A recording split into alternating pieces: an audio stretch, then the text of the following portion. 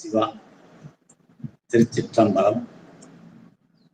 உலகெல்லாம் மறந்து ஓதற்கரியவன் நிலவுலாவிய நீர்மலி வேணியன் அழகில் சோதியன் அம்பலத்து அழுவான் மலர் சிலம்படி வாழ்த்தி வந்தான். எல்லாம் அல்ல திருவுருளை இறைஞ்சுகிறேன். திருக்கையில பரம்பரை திருவாவடுதுறை ஆதீனம் 24வது ஸ்ரீலஸ்ரீ குருமகா சன்னிதானம் பொன்னார் திருவிடி கவனங்களை மனமொழிமைகளால் திசை நோக்கி போற்றி பணிந்து வருகிறேன். நம்முடைய அன்பிற்குரிய திருப்பணிச்சம்மல் கோமலையா அவர்களை வணங்கி வருகிறேன். இது நாள் நம்முடைய திருவாளர் செல்லம் அவர்களுக்கு மிக ஒரு நல்ல இன்றியமையாத நாள். இன்று அவரும் அவருடைய இல்லத்தாரும் புதுமனை புகழா கொண்ட நாள். நாம் எல்லோரும் அவருடைய இல்லத்தார் அனைவரையும் நலத்தோடும் வளத்தோடும் பல்லாண்டு பல்லாண்டு வாழ்க வாழ்த்துவோமாக. இன்றும் அவருடைய சுறுசுறுப்பான மிக பல வேலை பழுவலுக்கு இடையே நம்ம நிகழ்ச்சியை தொடங்கி வைப்பதோடு மட்டுமில்லாமல் விநாயகர் வணக்கமும் திருவாசகமும் பாடி விண்ணப்பம் செய்து நம்ம எல்லாம் நிகழ்ச்சியை தொடங்கி வைத்திருக்கிற அவருடைய நிலைக்கு பாராட்டு தெரிவித்து அவரை வாழ்த்து வழங்குவார். அதை போலவே நிகழ்ச்சியில் பங்கு பெற்றிருக்கிற பல்வேறு அமைப்புகளை சார்ந்த அமைப்பாளர்கள், அன்பர்கள் அத்தனை பேருடைய திருவடிகளையும் பணிந்து வழங்கி இன்றைய திருத்தொண்ட புராண சிந்தனையை நாம் தொடங்குவோமாக. நேற்று திருஞான சம்பந்த நாயனாருடைய புராணத்தில் அவர் திரு அவதாரம் செய்த நிகழ்ச்சியினை தெய்வ சேக்கரார் ஒரு 5 பாடல்கள் வழியாக மிக அருமையாக விளக்கியிருந்ததை பார்ப்போம். அந்த 5 பாடல்கள் வழியாக திருஞான சம்பந்த பெருமானுடைய அவதாரத்தால் நாம் பெற்ற பயன்கள் யாவை, இந்த உலகம் பெற்ற பயன்கள் யாவை என்பதை 5 பாடல்களிலும் ஒரு 19 குறிப்புகள் அடங்க பாடியிருக்கிறார். அவருடைய அந்த 5 பாடல்கள்ல முதல் பாடல்ல 22வது பாடல், அதுல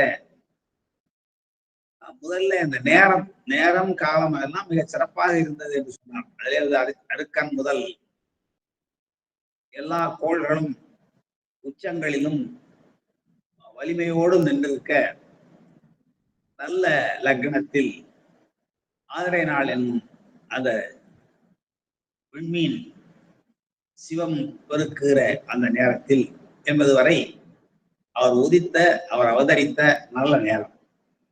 அதன் பின்னாலே அவருடைய திரு அவதாரத்தாலே ஏற்படுகிற நாம் அடைகிற பயன்கள் யாவை என்பதை ஒரு 19 செய்திகள் வாயிலாக பயன்களாக குறிப்பிடுகிறார். அதற்கு மேலும் இருக்கலாம் என்றாலும் அவருடைய தெய்வ சேக்கராக குறிப்பிடுகிற இந்த 5 பாடல் வழியாக குறிப்பிடுகிற ஞானசம்பந்த பெருமான் அவதாரத்தினுடைய பயன்கள், இதையும் தாண்டி பயன்கள் நிறைய இருக்கும் என்றாலும் கூட அவர் பட்டியலிட்ட பகுதி ஒரு 19 பயன்களை காட்டுகிறார். அவற்றை மேலெழுந்து வாரியாக விரைந்து பார்த்துவிட்டு இன்றைய பாடப்பகுதிக்குள் நாம் செல்லலாம். அந்த பயன்கள் ஞானசம்பந்த பெருமானுடைய அவதாரத்தினால் ஏற்பட்ட பயன்கள்ல முதல் பயனாக அவர் சொல்வது பரசமய தருக்கு ஒழிய. ஏன்னா அந்த தந்தையார் வேண்டிக் கொண்டது பரசமய தருக்கு ஒழியவும் திருநீற்று ஒளி பரவவும் தான் அவர் வேண்டிக் கொண்டார். அதனால தெய்வ சக்கராரும் அவருடைய திரு அவதாரத்தினாலே, ஞானசம்பந்த பெருமானுடைய திரு அவதாரத்தாலே நாம் பெறுகின்ற உலகம் பெறுகின்ற பயன்கள் யாவை என்று குறிப்பிடுகிற பொழுது முதற் பயனாக பரசமய தருக்கு ஒழிவது, 2வது சைவம் முதல் வைதிகமும் தழைத்து ஓங்குவது, 3வது பயன் தொண்டர்கள் மனம் களி சிறப்பது, மகிழ்ச்சி அடைவது, 4வது தூய திருநேற்று நெறி எல்லா திசைகளிலும் எண் திசையும் தனி நடப்பது. ஒப்பற்ற நிலையில் ஞானசம்பந்த பெருமானுடைய வருகையினாலே பரசமயம் நிராகரிக்கப்பட்டதோடு மட்டுமல்லாமல் சைவமும் வைதிகமும் தழைத்து ஓங்கியது மட்டுமல்லாமல் தொண்டர்கள் மனம் கழித்தது மட்டுமல்லாமல் திருநீற்றோடி ஆண்டும் பரவியது மிக எளிமையாக ஒன்று. அடுத்தது இந்த வேலையெல்லாம் நடக்க நடக்க 7 உலகங்களில் வாழ்கிற மக்கள் எல்லாம் அல்ல உயிரினங்கள் எல்லாம் மகிழ்ச்சி அடைந்தன. 6வது சிறப்பு திருமால் முதலான தேவர்கள் எல்லாம் அதிசயித்தார்கள். அந்தவர்கள் ஆகுதி பெருகச் செய்தார்கள். தமிழ் தான் செய்த தவம் நிரம்ப பெற்றது. மாதவத்தோர்கள் செயல் விளங்க, செயல் வாய்ப்ப ஞானசம்பந்த பெருமானுடைய அவதாரம் நிகழ்ந்தது. திசையினுடைய எல்லா தென் திசையே தென் பாகத்திலே இருக்கிற தமிழ்நாடே எல்லா திசைகளிலும் சிறந்ததாக விளங்கியது. எல்லா உலகங்களையும் விட, மேலுலகம் கீழுலகம் சொல்லப்படுகிற எல்லா உலகங்களையும் விட நாம் வாழ்கிற இந்த பூமியே சிவன் உய்யக் கொள்கின்ற ஆறாக இருப்பதனாலே இதுவே வெற்றி பெற்றது. தமிழ் வழக்கே அந்த வழிபாட்டு முறையிலே பிற வழக்குகளை வென்றது. அடுத்து பண்ணோடு கூடிய பாடல்கள் ஞானசம்பந்த பெருமான அமுதமாக தருவிக்க, அதனாலே ஆன்மாக்கள் எல்லாம் மெய் ஞானம் பெற்றன. படைப்பு தொழில் தலையாய தொழிலாயிற்று. நிகழ்காலம் எதிர்காலத்தில் ஆன்மாக்களுக்கு வர இருக்கிற துன்பங்கள் குற்றங்கள் எல்லாம் நீங்கின.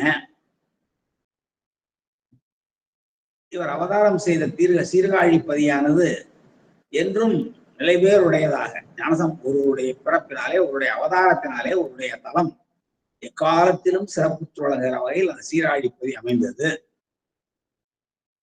அதோடு மட்டுமல்லாமல் அந்த திருத்தலத்தில எழுந்து அருள்பாலித்துக் கொண்டிருக்கிற திருத்தோணி அமர்ந்த பிரானுடைய அருள் எல்லா ஆன்மாக்களிடம் சென்று சேருகிற அளவுக்கு பெருகிற்று. எப்படிங்க பெருகிட்டு இருந்தால், ஞானசம்பந்த பெருமானுடைய பாடல்கள் வாயிலாக நாம் பாட அவற்றுக்கெல்லாம் அடித்தளமாக விளங்குகிற அவருடைய பெருமானாக விளங்குகிற அந்த திருத்தோணி அப்பருடைய அருளானது எல்லா ஆன்மாக்களுக்கும் பெருகிற்று.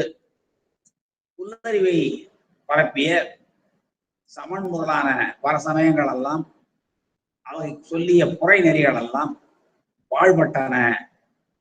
அதோடு மட்டுமல்லாமல் நல்லூழி தோறும் எல்லா ஊழிகளிலும் தாவில் சராசரங்கள் எல்லாம், குற்றமில்லாத சரங்கள் அசரங்கள் எல்லாம் சிவம்பெருக்கின்ற தன்மையோடு பிள்ளையார் அவதாரம் செய்தார் என்று அந்த ஒரு 19 அவதார பயன்களை தெய்வ சேக்கரார் அந்த 5 பாடல்கள் வழியாக பட்டியலிட்டு காட்டியிருக்கிறார். அடுத்து இன்றைய பாடப்பகுதி நாம் செல்கிறோம். இவ்வாறெல்லாம் பயன்கள் ஆன்மாக்களுக்கும், அதாவது இந்த பூத பரம்பரை பொலிய என்று தொடக்கத்திலே சொன்னதுதான் அது.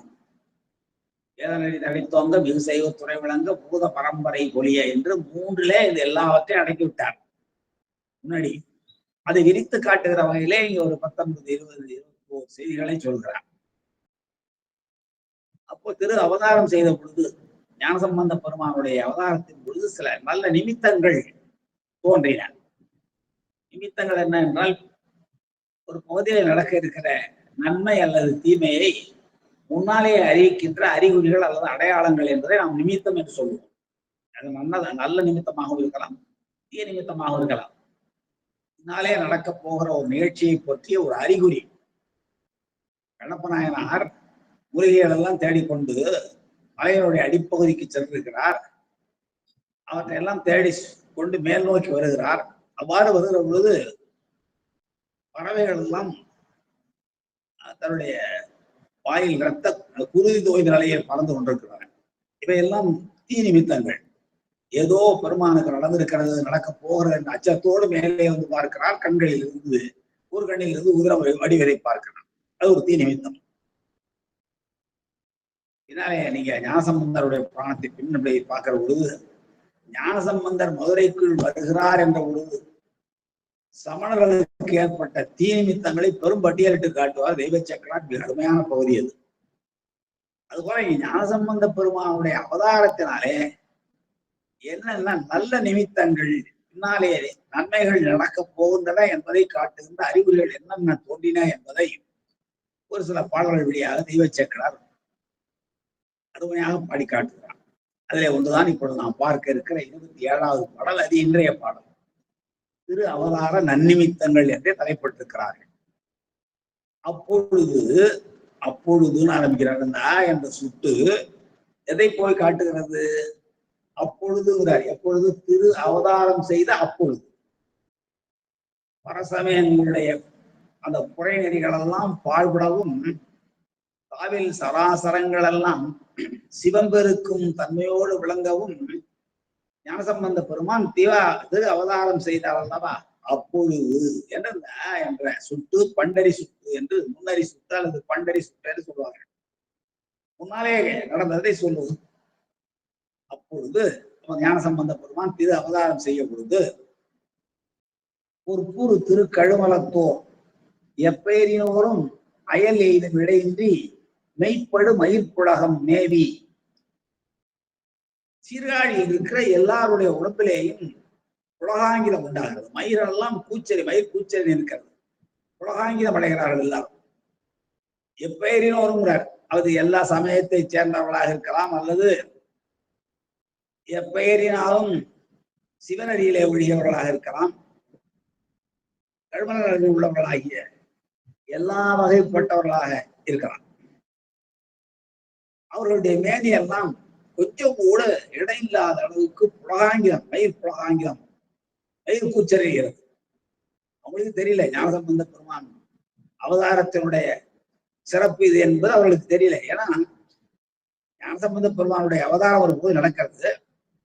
அந்த நகரில மிகப்பெரிய நகரம் அந்த நகரம். அந்த நகரத்தில எல்லா இடங்களிலும் வாழ்கின்ற சிவனரியில் செல்பவர்கள் அல்லது எல்லா சமயங்களிலும் வாழ்பவர்கள் எல்லோருடைய உடம்பிலேயும் மயிர் கூச்சரிகிறது. சிறிது கூடம் இடையில்லாத அளவுக்கு எல்லா இடங்களிலும். அதான் அப்பொழுது பொற்பூர் திருக்கழுமலத்தோர்.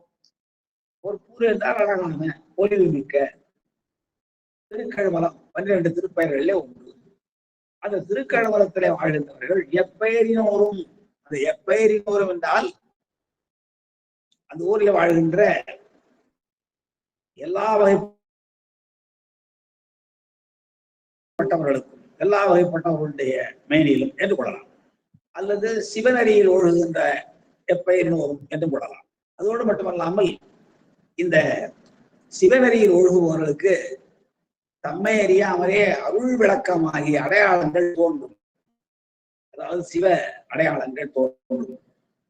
சிவனரியில் ஒழுகுபவர்களுக்கு சிவச்சார்புடைய ஏதேனும் ஒரு நல்ல செயல் நடக்குமானால் அப்பொழுது அந்த சிவனரியில் இருக்கின்றவர்களுக்கு நல்ல நிமித்தங்கள் தோன்றும். அதுபோல அந்த சீர்காழியில் இருக்கிற கழுமலத்தில் இருக்கிற எப்பெயரினோரும்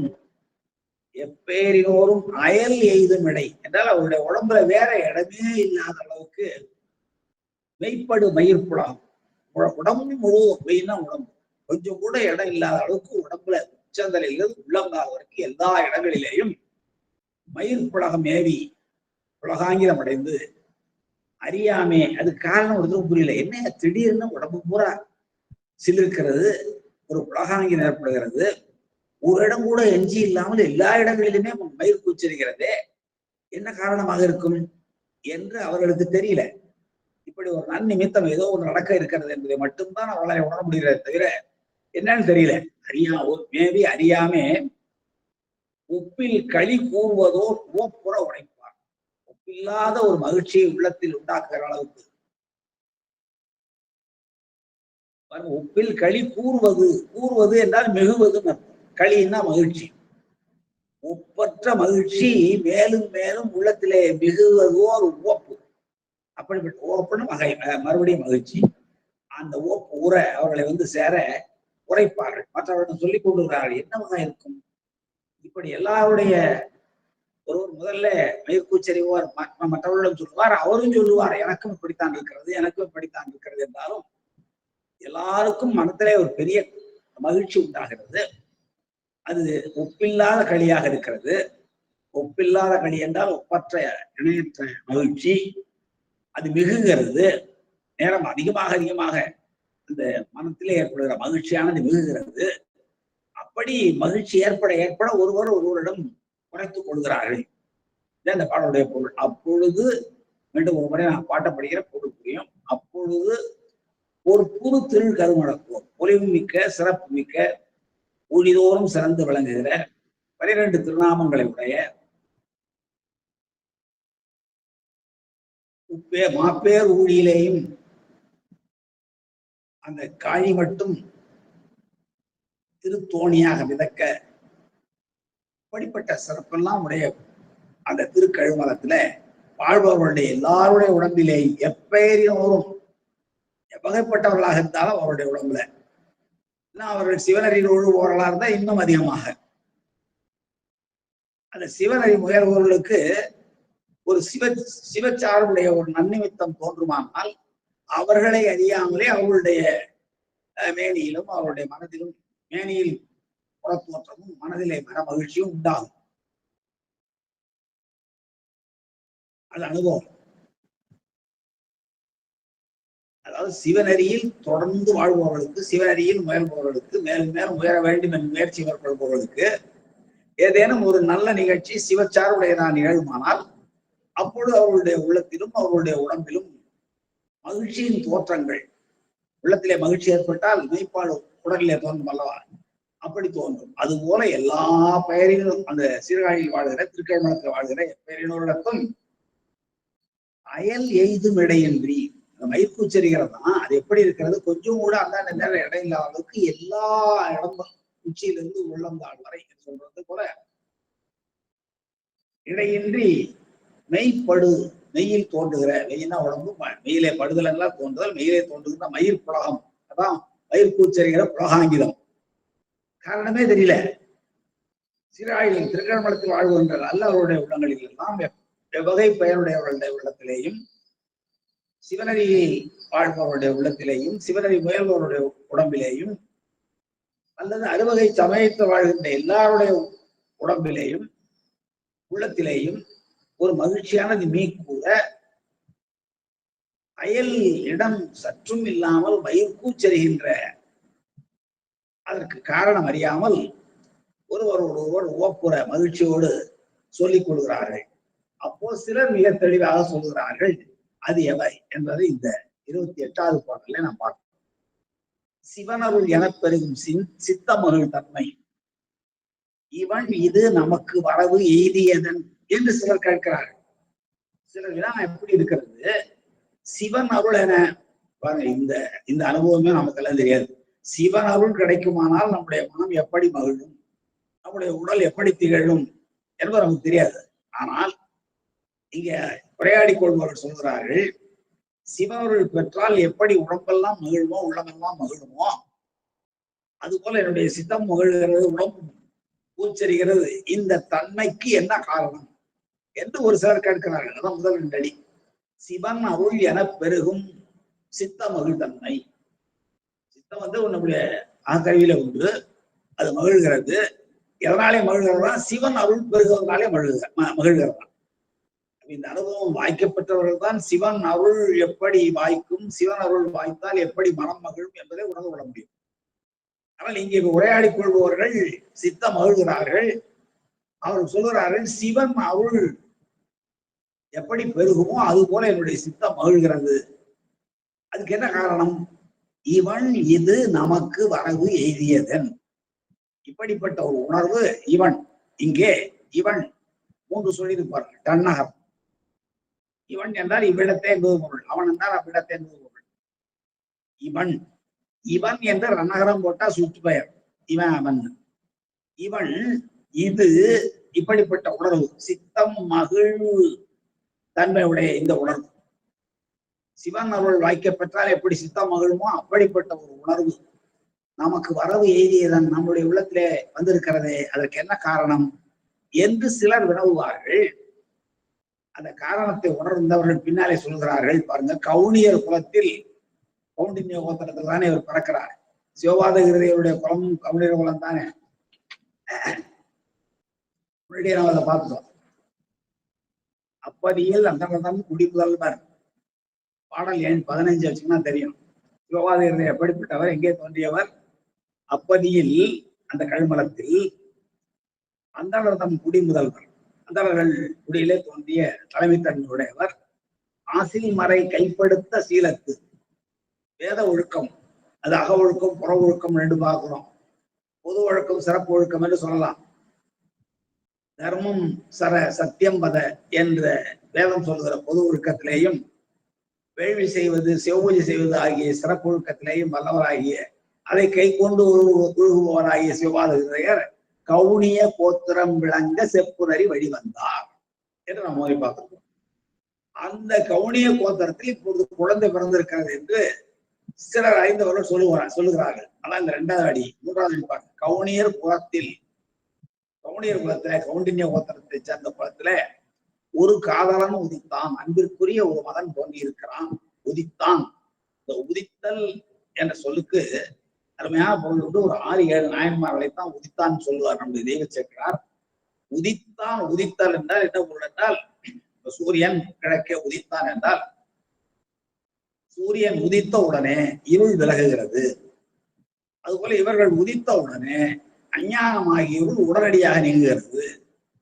எனவே அந்த இருளை போக்குகின்ற சூரியனை போல இவர்கள் உதிக்கிறார்கள் என்று நாம் கொள்ள வேண்டும். அதுபோல இங்கே கவுனியர் குலத்தில் ஒரு காதலன் உதித்தான், அவன் வரும் நிமித்தம் இது. அப்படிப்பட்ட காதலன் இந்த உலகத்துக்கு வருகின்ற நல்ல நிமித்தம் தான், நல்ல அடையாளம் தான், நல்ல அறிகுறி தான். இங்கே சிவன் அருள் என பெரிதும் சித்தம் மகிழ் நம்முடைய தன்மை நம்முடைய உருவாவதற்கு அதுதான் காரணம் என்று அறிந்தவர்கள் சொல்கிறார்கள். முதல் 2 அடியில் அறியாதவர்கள் வினாவுகிறார்கள்.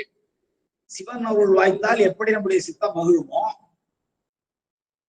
இந்த இடம் கொஞ்சம் சிக்கலான இடம்.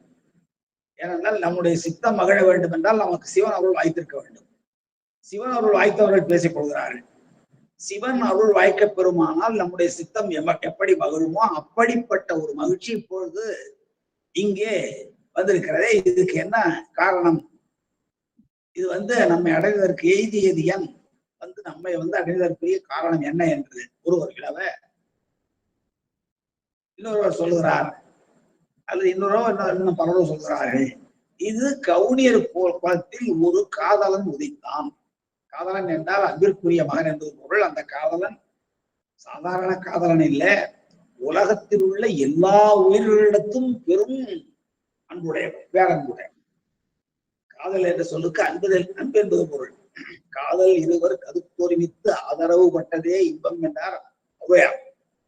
அறம்னா என்ன, பொருள்னா என்ன, இன்பம் என்னான்னு சொல்கிற பொழுது அந்த அறம் பொருள் வழியாக பொருள் ஈட்டியவர்கள் காதல் இருவர் கருத்தொருமித்து கணவனும் மனைவியும் ஒத்த கருத்தோடு ஆதரவு பட்டதே இன்பம், அன்பினாலே இணைந்து வாழ்வதுதான் இன்பம் என்று அந்த அகத்துறை இன்பத்தை ஔவையார் பண்ணுவார். இங்கே ஒரு காதலன் உதித்தான், அன்பிற்குரிய மகன் உதித்தான். கவுனியர் குலத்திலே ஒரு காதலன் உதித்தான், அவன் வரும் நிமித்தம். அப்படிப்பட்ட எல்லா உயிர்களிடத்தும் அன்பு கொண்டு வழங்குகிறவனாகிய அந்த குழந்தை உதித்த நிமித்தம் அது வருகின்ற அறிகுறி, இது நல்ல நிமித்தம் இது என்று அதிசயித்தார் சிலர். என்று அதிசயம் கொண்டார்கள். அதிசயம் என்றால் இதுவரை நாம் காணாத ஒன்றை, கேளாத ஒன்றை காண்பதும் கேட்பதும் தானே அதிசயம் கண்டாமே என்று நம்முடைய அதிசயப்பத்திலே மணிவாசக பெருமான் பாடுவது போல அப்படி இவர்கள் அதிசயித்தார்கள். அடுத்து 29வது பாடல். பூமுகை அவிழ்ந்து மனமேவும் ஒழிலெங்கும் தேமருவு தாதோடு துறைந்த திசையெல்லாம் தூமருவு சோதி பெரிய தோழடைக்கு மாமலைய மாறுவம் வந்த செய்யும் என்றேன். தென்றல் காற்று வீசுகிறது. இயற்கையாக தோன்றுகிற சில நன்னிமித்தங்களை சொல்கிறார். எல்லா சோலைகளிலும் பூக்கள் விரிகின்றன. சோலைகளில் பூக்கள் விரிகின்றன. பூக்கள் மலர்வது ஒரு நல்ல நிமித்தம். பூக்கள் சாம்பி வாடுவது துர்நிமித்தம். இங்கே பூமுகை அவிழ்ந்து, முகைனா முட்டு, அவிழ்தல் என்றால் மலர்தல். பூமுகை அவிழ்ந்து பூமுட்டுக்கள் எல்லாம் மலர்ந்து மனமேவும் மனம் பொருந்தி இருக்கிற பூமுட்டுக்கள் இதழ்கள் விரிந்தால் மனம் தானா வெளியே வரும். ஏன்னா மனத்தை உள்ளே கொண்டிருக்கிறது. அது இதழ்கள் விரிந்தவுடனே மனம் வெளியே வருகிறது. அதான் சிவகாமி ஆண்டார் மலரை பறிக்கிற பொழுது மொட்டுக்களாக பறித்து இது பெருமானுடைய தலையில் மலர்ந்து மனம் வீசும் வேண்டும் என்று அவருடைய குறிக்கோளாக வைத்திருப்பார்.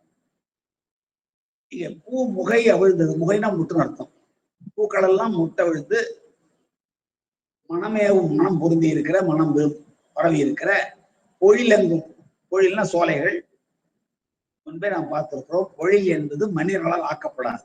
எப்படி பொய்கை என்பது மனிதர்களால் ஆக்கப்படாத ஒரு நீர்நிலையோ அது போல பொழில் என்ற சோலைகள் மனிதர்களால் ஆக்கப்படாது, இயற்கையாகவே உருவானது. அது இயற்கையாகவே உருவான அந்த சோலைகளில் பூத்திருக்கிற பூக்கள் முட்டுக்கள் விரிந்து மனம் உறுதி விளங்குகிறது.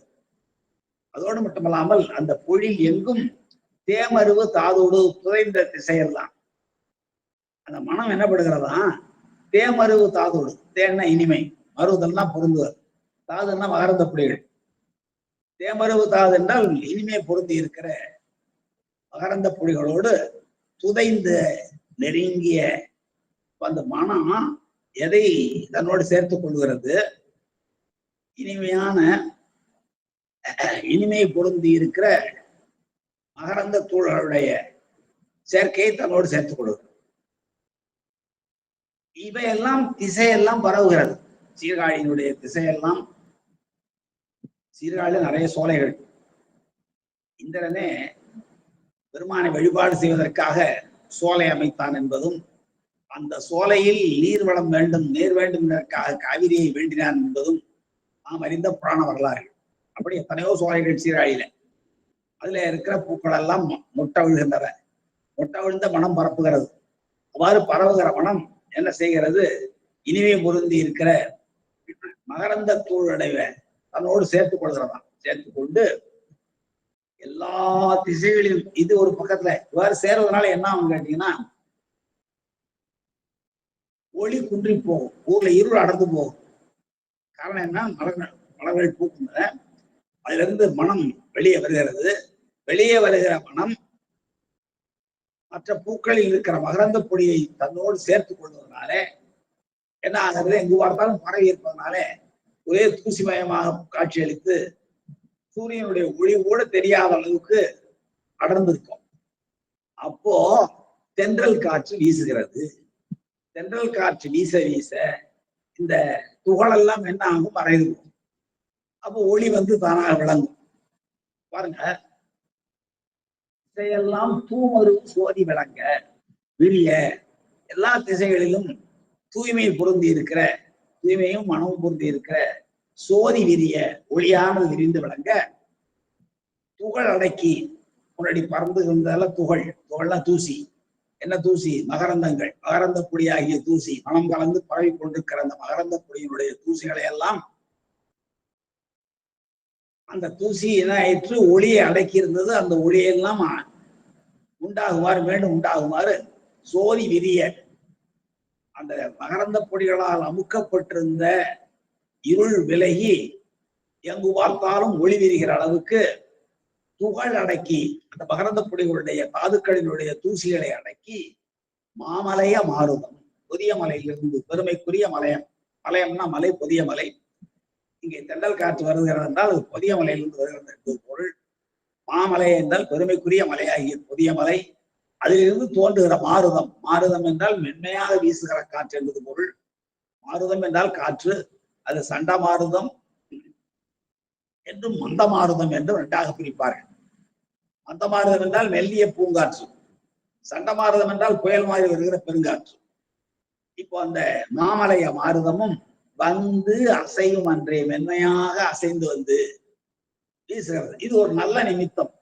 இந்த பாட்டை என்ன ஒண்ணு நிமித்தம் சொல்லியே, என்ன சொல்லியிருக்கிறாரு, சீர்காழியில சோலைகள் இருக்கு, சோலைகள்ல இருக்கிற பூவெல்லாம் விரியுது, மனம் வெளியே வருகிறது.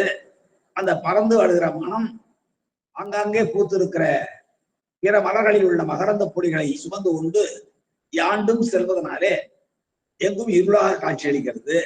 ஒளி மெழுகுகிற அளவுக்கு இந்த தோள்கள் பரவி இருக்கின்றன. அப்பொழுது அவற்றையெல்லாம் அழித்து ஒடுக்கி சோதி ஆண்டும் சோதி விரிகிற, ஒளி விரிகிற அளவுக்கு ஒரு தென்றல் காற்றானது தெற்கேர்ந்து வந்து மாமலையான், பெரிய மலையத்திலிருந்து, பொதிகை, பெருமைக்குரிய பொதிய மலையிலிருந்து வருகிற தென்றல் காற்று மெல்ல வந்து அசைந்து அந்த தோலை எல்லாம் அடக்கி ஆண்டும் ஒளிபரவ செய்கிறது. இதான சொல்லியிருக்கிறாரு. இது ஒரு இயற்கை வருடனை தானே. இது என்ன ஒரு பெரிய செய்தியை சொல்லிவிட்டார் என்றால், நல்லா நம்ம பார்க்கணும். மனமேவு பொழிலெங்கும் தேமருவு தாதோடு துறைந்த திசையெல்லாம் பூமருவு சோதி விரிய துகள் அடக்கி. அப்ப என்ன ஆகி போச்சுன்னா, முன்னாடி நம்ம பார்த்துருக்கோம் பாருங்க, பாடல் எண் 26 பார்க்க.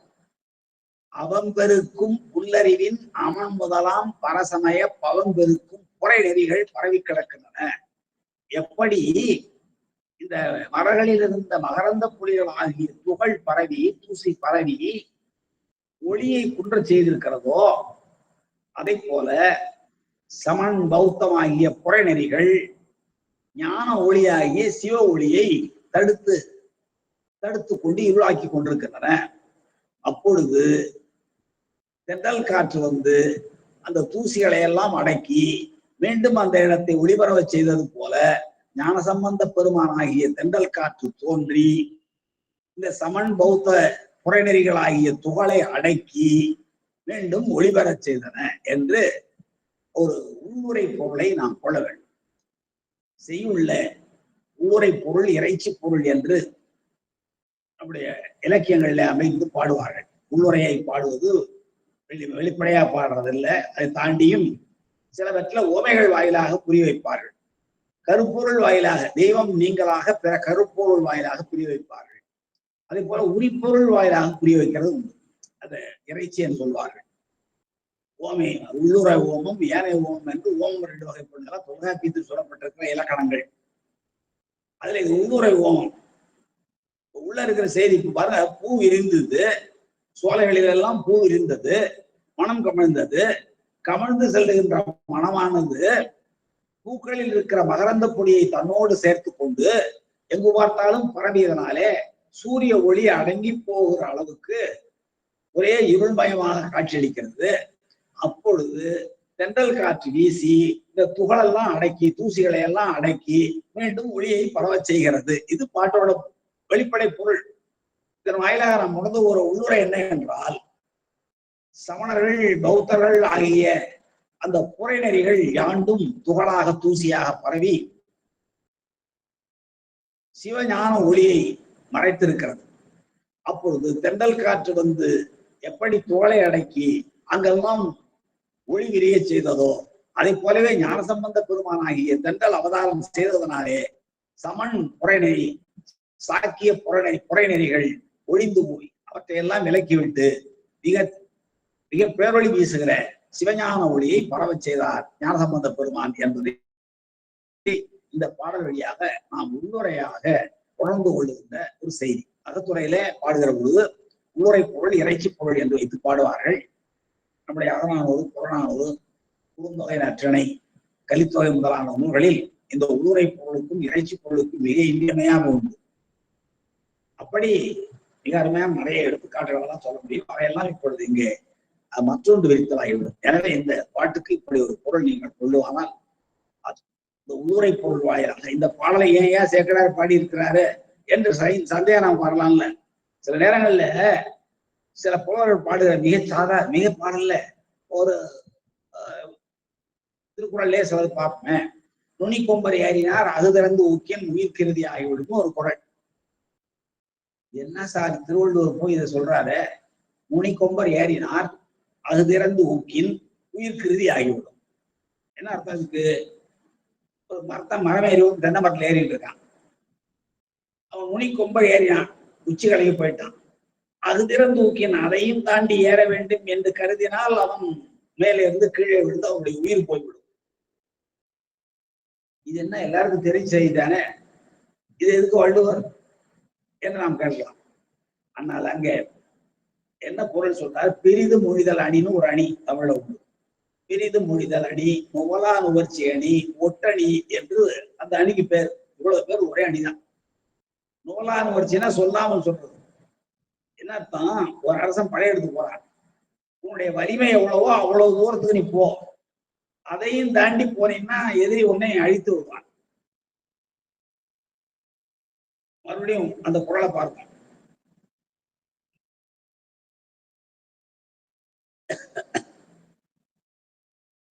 மரம் வரம்பு கடந்து ஏறுவானால் அங்கிருந்து அவன் கீழே விழுந்து அவனுடைய உயிர் அழிந்து போகும். உயிர் அழியாது. உயிர்னா உயிரை சுவாத இருக்கிற உயிர் அழிந்து போகும். அதுபோல படையெடுத்து செல்கிற பொழுது நம்முடைய வலிமை, நம்முடைய படை வலிமை, நம்முடைய எல்லா எதிரியினுடைய வலிமை எண்ணெய் வலிமை, துணை வலிமை, படை வலிமை என்று பல வலிமைகளை எல்லாம் சொல்லுவார் வள்ளுவர். இந்த வலிமைகளை எல்லாம் ஆராய்ந்து நாம் இவ்வளவு தூரத்துக்கு போனால் வெற்றி பெறலாம் என்று அதோடு நிறுத்திக்கணும். அதையும் தாண்டி நாம் போகுமானால் நம்முடைய உயிர்கருதி ஆகிவிடும் என்ற வேறொரு கருத்தை இந்த குறள் வழியாக சொல்கிறாங்க. அதே போலதான் என்னன்னு தெரியும் உங்களுக்கு, பீலிபை சாகாடு வச்சிரும் அப்பண்டம் சால விழுத்து பெயின் என்பது ஒரு குறள்.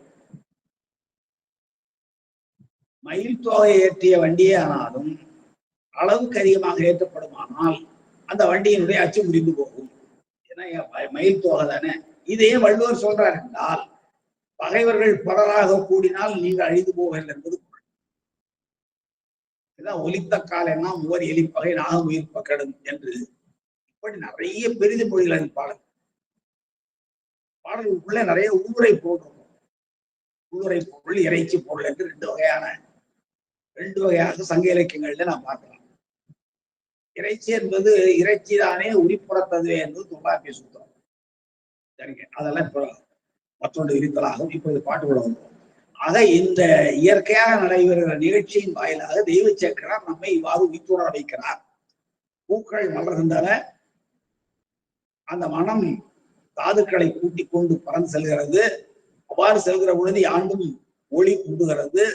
அந்த ஒளியை குன்றுகிற நிலையிலிருந்து தெற்கே இருந்து வீசுகிற மாமலைய மாறுதல் புதிய மலையில் பெருமைக்குரிய புதிய மலையிலிருந்து வீசுகிற தென்றல் காற்றானது அந்த வேகமாக தென்றல் காற்று வீசுகிற அந்த வேகத்தில் துகளெல்லாம் அடங்கி போகின்றன. அதுவரை அந்த பகுதியில் இருந்த இருளெல்லாம் விலகி ஒளி தோன்றுகிறது என்பது பாடலுடைய வெளிப்படை பொருள். இதற்கு நாம் சொன்ன உள்ளுரை பொருள் என்ன என்றால், சமன் சாக்கிய புழை நெறிகள் யாண்டும் பரவி இருக்கிறது. அவ்வாறு பரவுனாலே சிவஞான ஒளி குண்டி இருக்கிறது. அப்பொழுது ஞானசம்பந்த பெருமானாகிய தென்றல் அங்கே வர, அந்த தென்றல் வந்த உடனே அந்த புறநெறிகள் ஆகிய தூசிகள் அகற்றப்படுகின்றன, மீண்டும் சிவஞான ஒளி தோன்றுகிறது என்ற அந்த உள்ளுரை பொருளை இந்த பாடல் வாயிலாக நாம் உணர்ந்து கொள்ளலாம் என்று நாம் தெரிந்து கொள்வோம். அடுத்த பாடல், அடுத்து பாருங்க, 30வது பாடலில் மேலே இமையோர்களும் விருப்பொடு கரப்பில் சோலை மலர் போல மலர் மாமடை சொல்கிறார். இந்த குழந்தை அவதாரம் செய்கிறது கழுமலம் முதலான அந்த 12 திருப்பெயர்களையும் உடைய அந்த திருத்தலத்தில் மேலே இருக்கிற தேவர்கள் பாரலோகத்தில் இருக்கிற தேவர்கள் மலர் மாறி பொழிகிறார்கள். பொதுவாக நீங்க பார்த்து போன இளைய இடங்கள்ல சிவனருள் வெளிப்படுகிற பொழுது தேவர்கள் மலர் மாறி பொழிவார்கள். அது போலதான் எங்கேயும் சிவனருள் வெளிப்படுகிறது. சிவனருடைய வெளிப்பாடுதான் ஞானசம்பந்த பெருமானுடைய அவதார நோக்கம். அப்போ தேவர்கள் எல்லாம் என்ன செய்கிறார்களாம் பாருங்க, மேலை இமையோர்களும், மேலோகத்தில் இருக்கிற அந்த இமையவர்களும், அவங்க இமையாதவர்கள், கண்ணிமைக்காதவர்கள், எனவே அவங்களுக்கு இமையவன் பேர். மேலுலகில் இருக்கிற தேவர்கள், மேலே என்றால் தங்களை தாங்களே மேலானவர்கள் என்று சொல்லிக் கொள்கிற தேவர்கள் என்று வேணுமானால் சொல்லலாம். அந்த மேலே இமையவர்களும் விருப்பத்தோடு சீர்காழிக்கு வந்து மலர்களை தூவுகிறார்கள். கரப்பில் எந்த கரப்பும் இல்லாமல், எந்த மறைப்புணர்வும் இல்லாமல், எந்த கரத்தல் இல்லாமல், எந்த வஞ்சகமும் இல்லாமல் சோலை மலர் போல பாருங்க, சோலைகளிலிருந்து பொழிகின்ற மலரை போல வானத்திலிருந்து அந்த பஞ்ச தருக்களின் மலர்களை சொல்கிறார்கள். சோலை மலர் போலங்கிறது ஓமை. சோலைகளில் இருந்து கொட்டுகின்ற பொழிகின்ற மலர்களை போல இவர்கள் மலரை பொழிகிறார்கள். சோலையில் சாதாரணமாக சோலையில் இருந்து பொழிகின்ற மலர்களை போல இவர்கள் தேவலோக சோலைகளிலிருந்து, தேவலோகத்துல 5 மரங்கள் அடர்ந்திருக்கிற சோலைகள் உண்டு. தேவதருக்கள், பஞ்சதருக்கள் சொல்லுவாங்க. 5 தருக்கள், 5 மரங்கள், கற்பக மரம், பாரிஜாத மரம், மந்தார மரம், அரிசந்தான மரம், சந்தன மரம் என்று 5 வகை மரங்கள் தேவலோகத்துல விளங்குவாங்க. அந்த 5 வகை மரங்களுடைய மலர்களையும் சோலை மலர் போல பொழிகிறார்களாம். நான் மீண்டும் சொல்லுகிறேன், கற்பகம், பாரிஜாதம், மந்தாரம், அரிசந்தானம், சந்தனம் என்று சொல்லப்படுகிற 5 வகை மரங்கள் தேவதருக்கள் என்பாங்க. தேவலோகத்தில் இருக்கிற மரங்கள். அந்த தேவலோகத்தில் இருக்கிற அந்த மரங்களில் இருந்து மலர்களை பொழிகிறார்கள். எப்படி? சோலை மலர் போல. சாதாரணமாக சோலைகளில் இருக்கிற மலர்கள் எப்படி பூமியை நோக்கி பொழியுமோ அதை போல மேலே இமையவர்கள் வானுலகத்தில் இருக்கிற தேவர்கள் கொஞ்சம் கூட கருதல் இல்லாமல், கொஞ்சம் கூட மறைக்காமல், கொஞ்சம் கூட வஞ்சகம் இல்லை, வெளிப்படையாக இந்த சீர்காழி தலத்தின் மீது அது பஞ்ச தெருக்களிலிருந்து மலர்களை பொழிகிறார்கள். அது மாமழை சொரிந்தே, மலர் மாமழை சொரிந்தேங்கிறார். சொரிதல்னா குட்டுதல் மேல இருந்து மாமழையை போல சொரிகிறார்கள், மிக பெருமழையை போல மலர் மாமழையை பொழிகிறார்கள். மழை பொழியில இங்கே கற்பக மலரும், ஹரிசந்தான மலரும், மந்தார மலரும், சந்தன மலரும், பாரிஜாத மலரும் ஆகிய அந்த 5 மலர்களையும் மழையை போல பொழிகிறார்கள். மேலே இமையவர்கள் விருப்பத்தோடு பொழிகிறார்கள். எந்த வஞ்சகமும் இன்றி இதை செய்தால் நமக்கு இந்த பயன் கிடைக்கும் என்பதெல்லாம் கருதாமல் செய்கிறார்கள். சோலை மலர் பொழிவதை போல பொழிகிறார்கள், மழையாக பொழிகிறார்கள். இந்த 5 வகையான தருக்களின் மலர்களையும் பொழிகிறார்கள். அதோடு மட்டுமல்லாமல் அடுத்த 2 அடியில பாருங்க, ஞாலம் இசை வந்து வளர்காழி நகர்மேவும் சீலமறையோர்களுடன் ஓமவினை செய்தார். அந்த தேவர்கள் பலன் இங்கே சீர்காழிக்கு வந்து ஞாலம் இசை வந்து, ஞாலம்னா உலகம், இது தொங்குவதனாலே அதுக்கு பேர் ஞாலம் பேர். தமிழன் இந்த உலகத்துக்கு ஞாலம் என்று பெயர் வைத்தான். ஏனென்றால் இது தொங்கிக் கொண்டிருக்கிறது. இன்றைய அறிவியல் கண்டுபிடித்து சொன்ன உண்மை இது.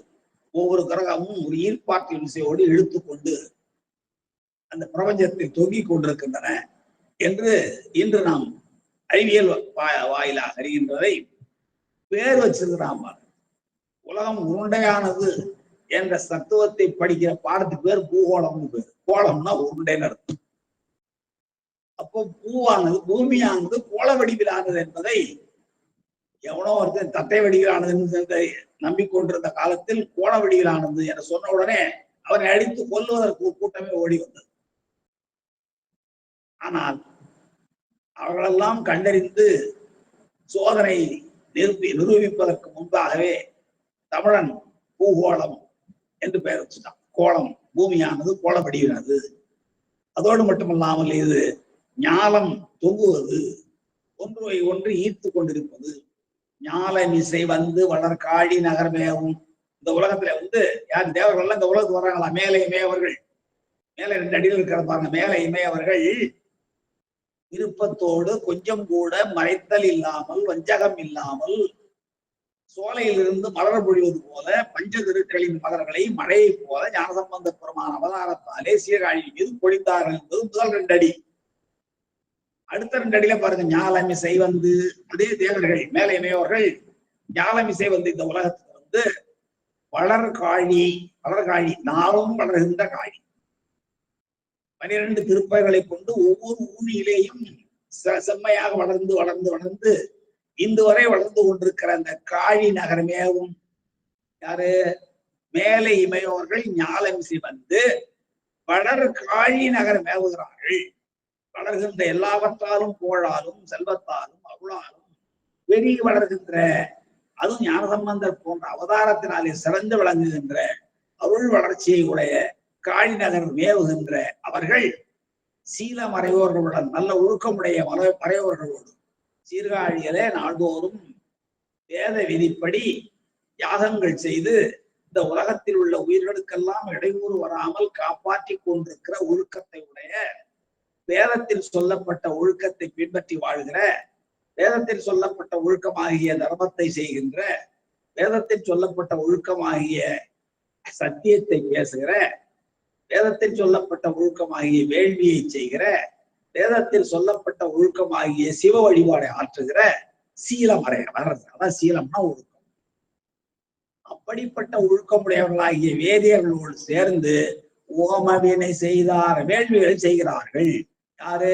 மேலை வானவர், மேலை இமையோர்கள், மேலுலகத்திலே இருக்கிற இமையோர்கள் கொஞ்சம் கூட கத்தலின்றி சோலைகளில் இருந்து மலர் பொழிவது போல ஞானசம்பந்த பெருமான் திருவதாரம் செய்த காரணத்தினாலே சீர்காழி என்னும் திருத்தலத்தின் மீது பஞ்சதருக்களின் மலர்களை மாமழையாக பொழிந்தார்கள். முதல் 2 அடி.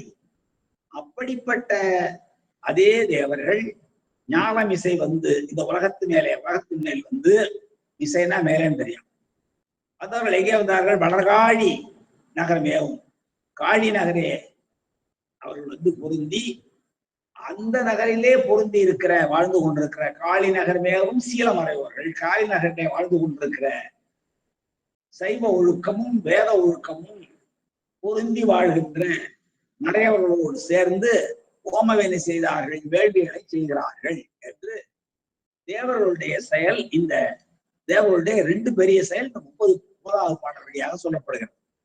சரிங்க, அடுத்த 31வது பாடல்.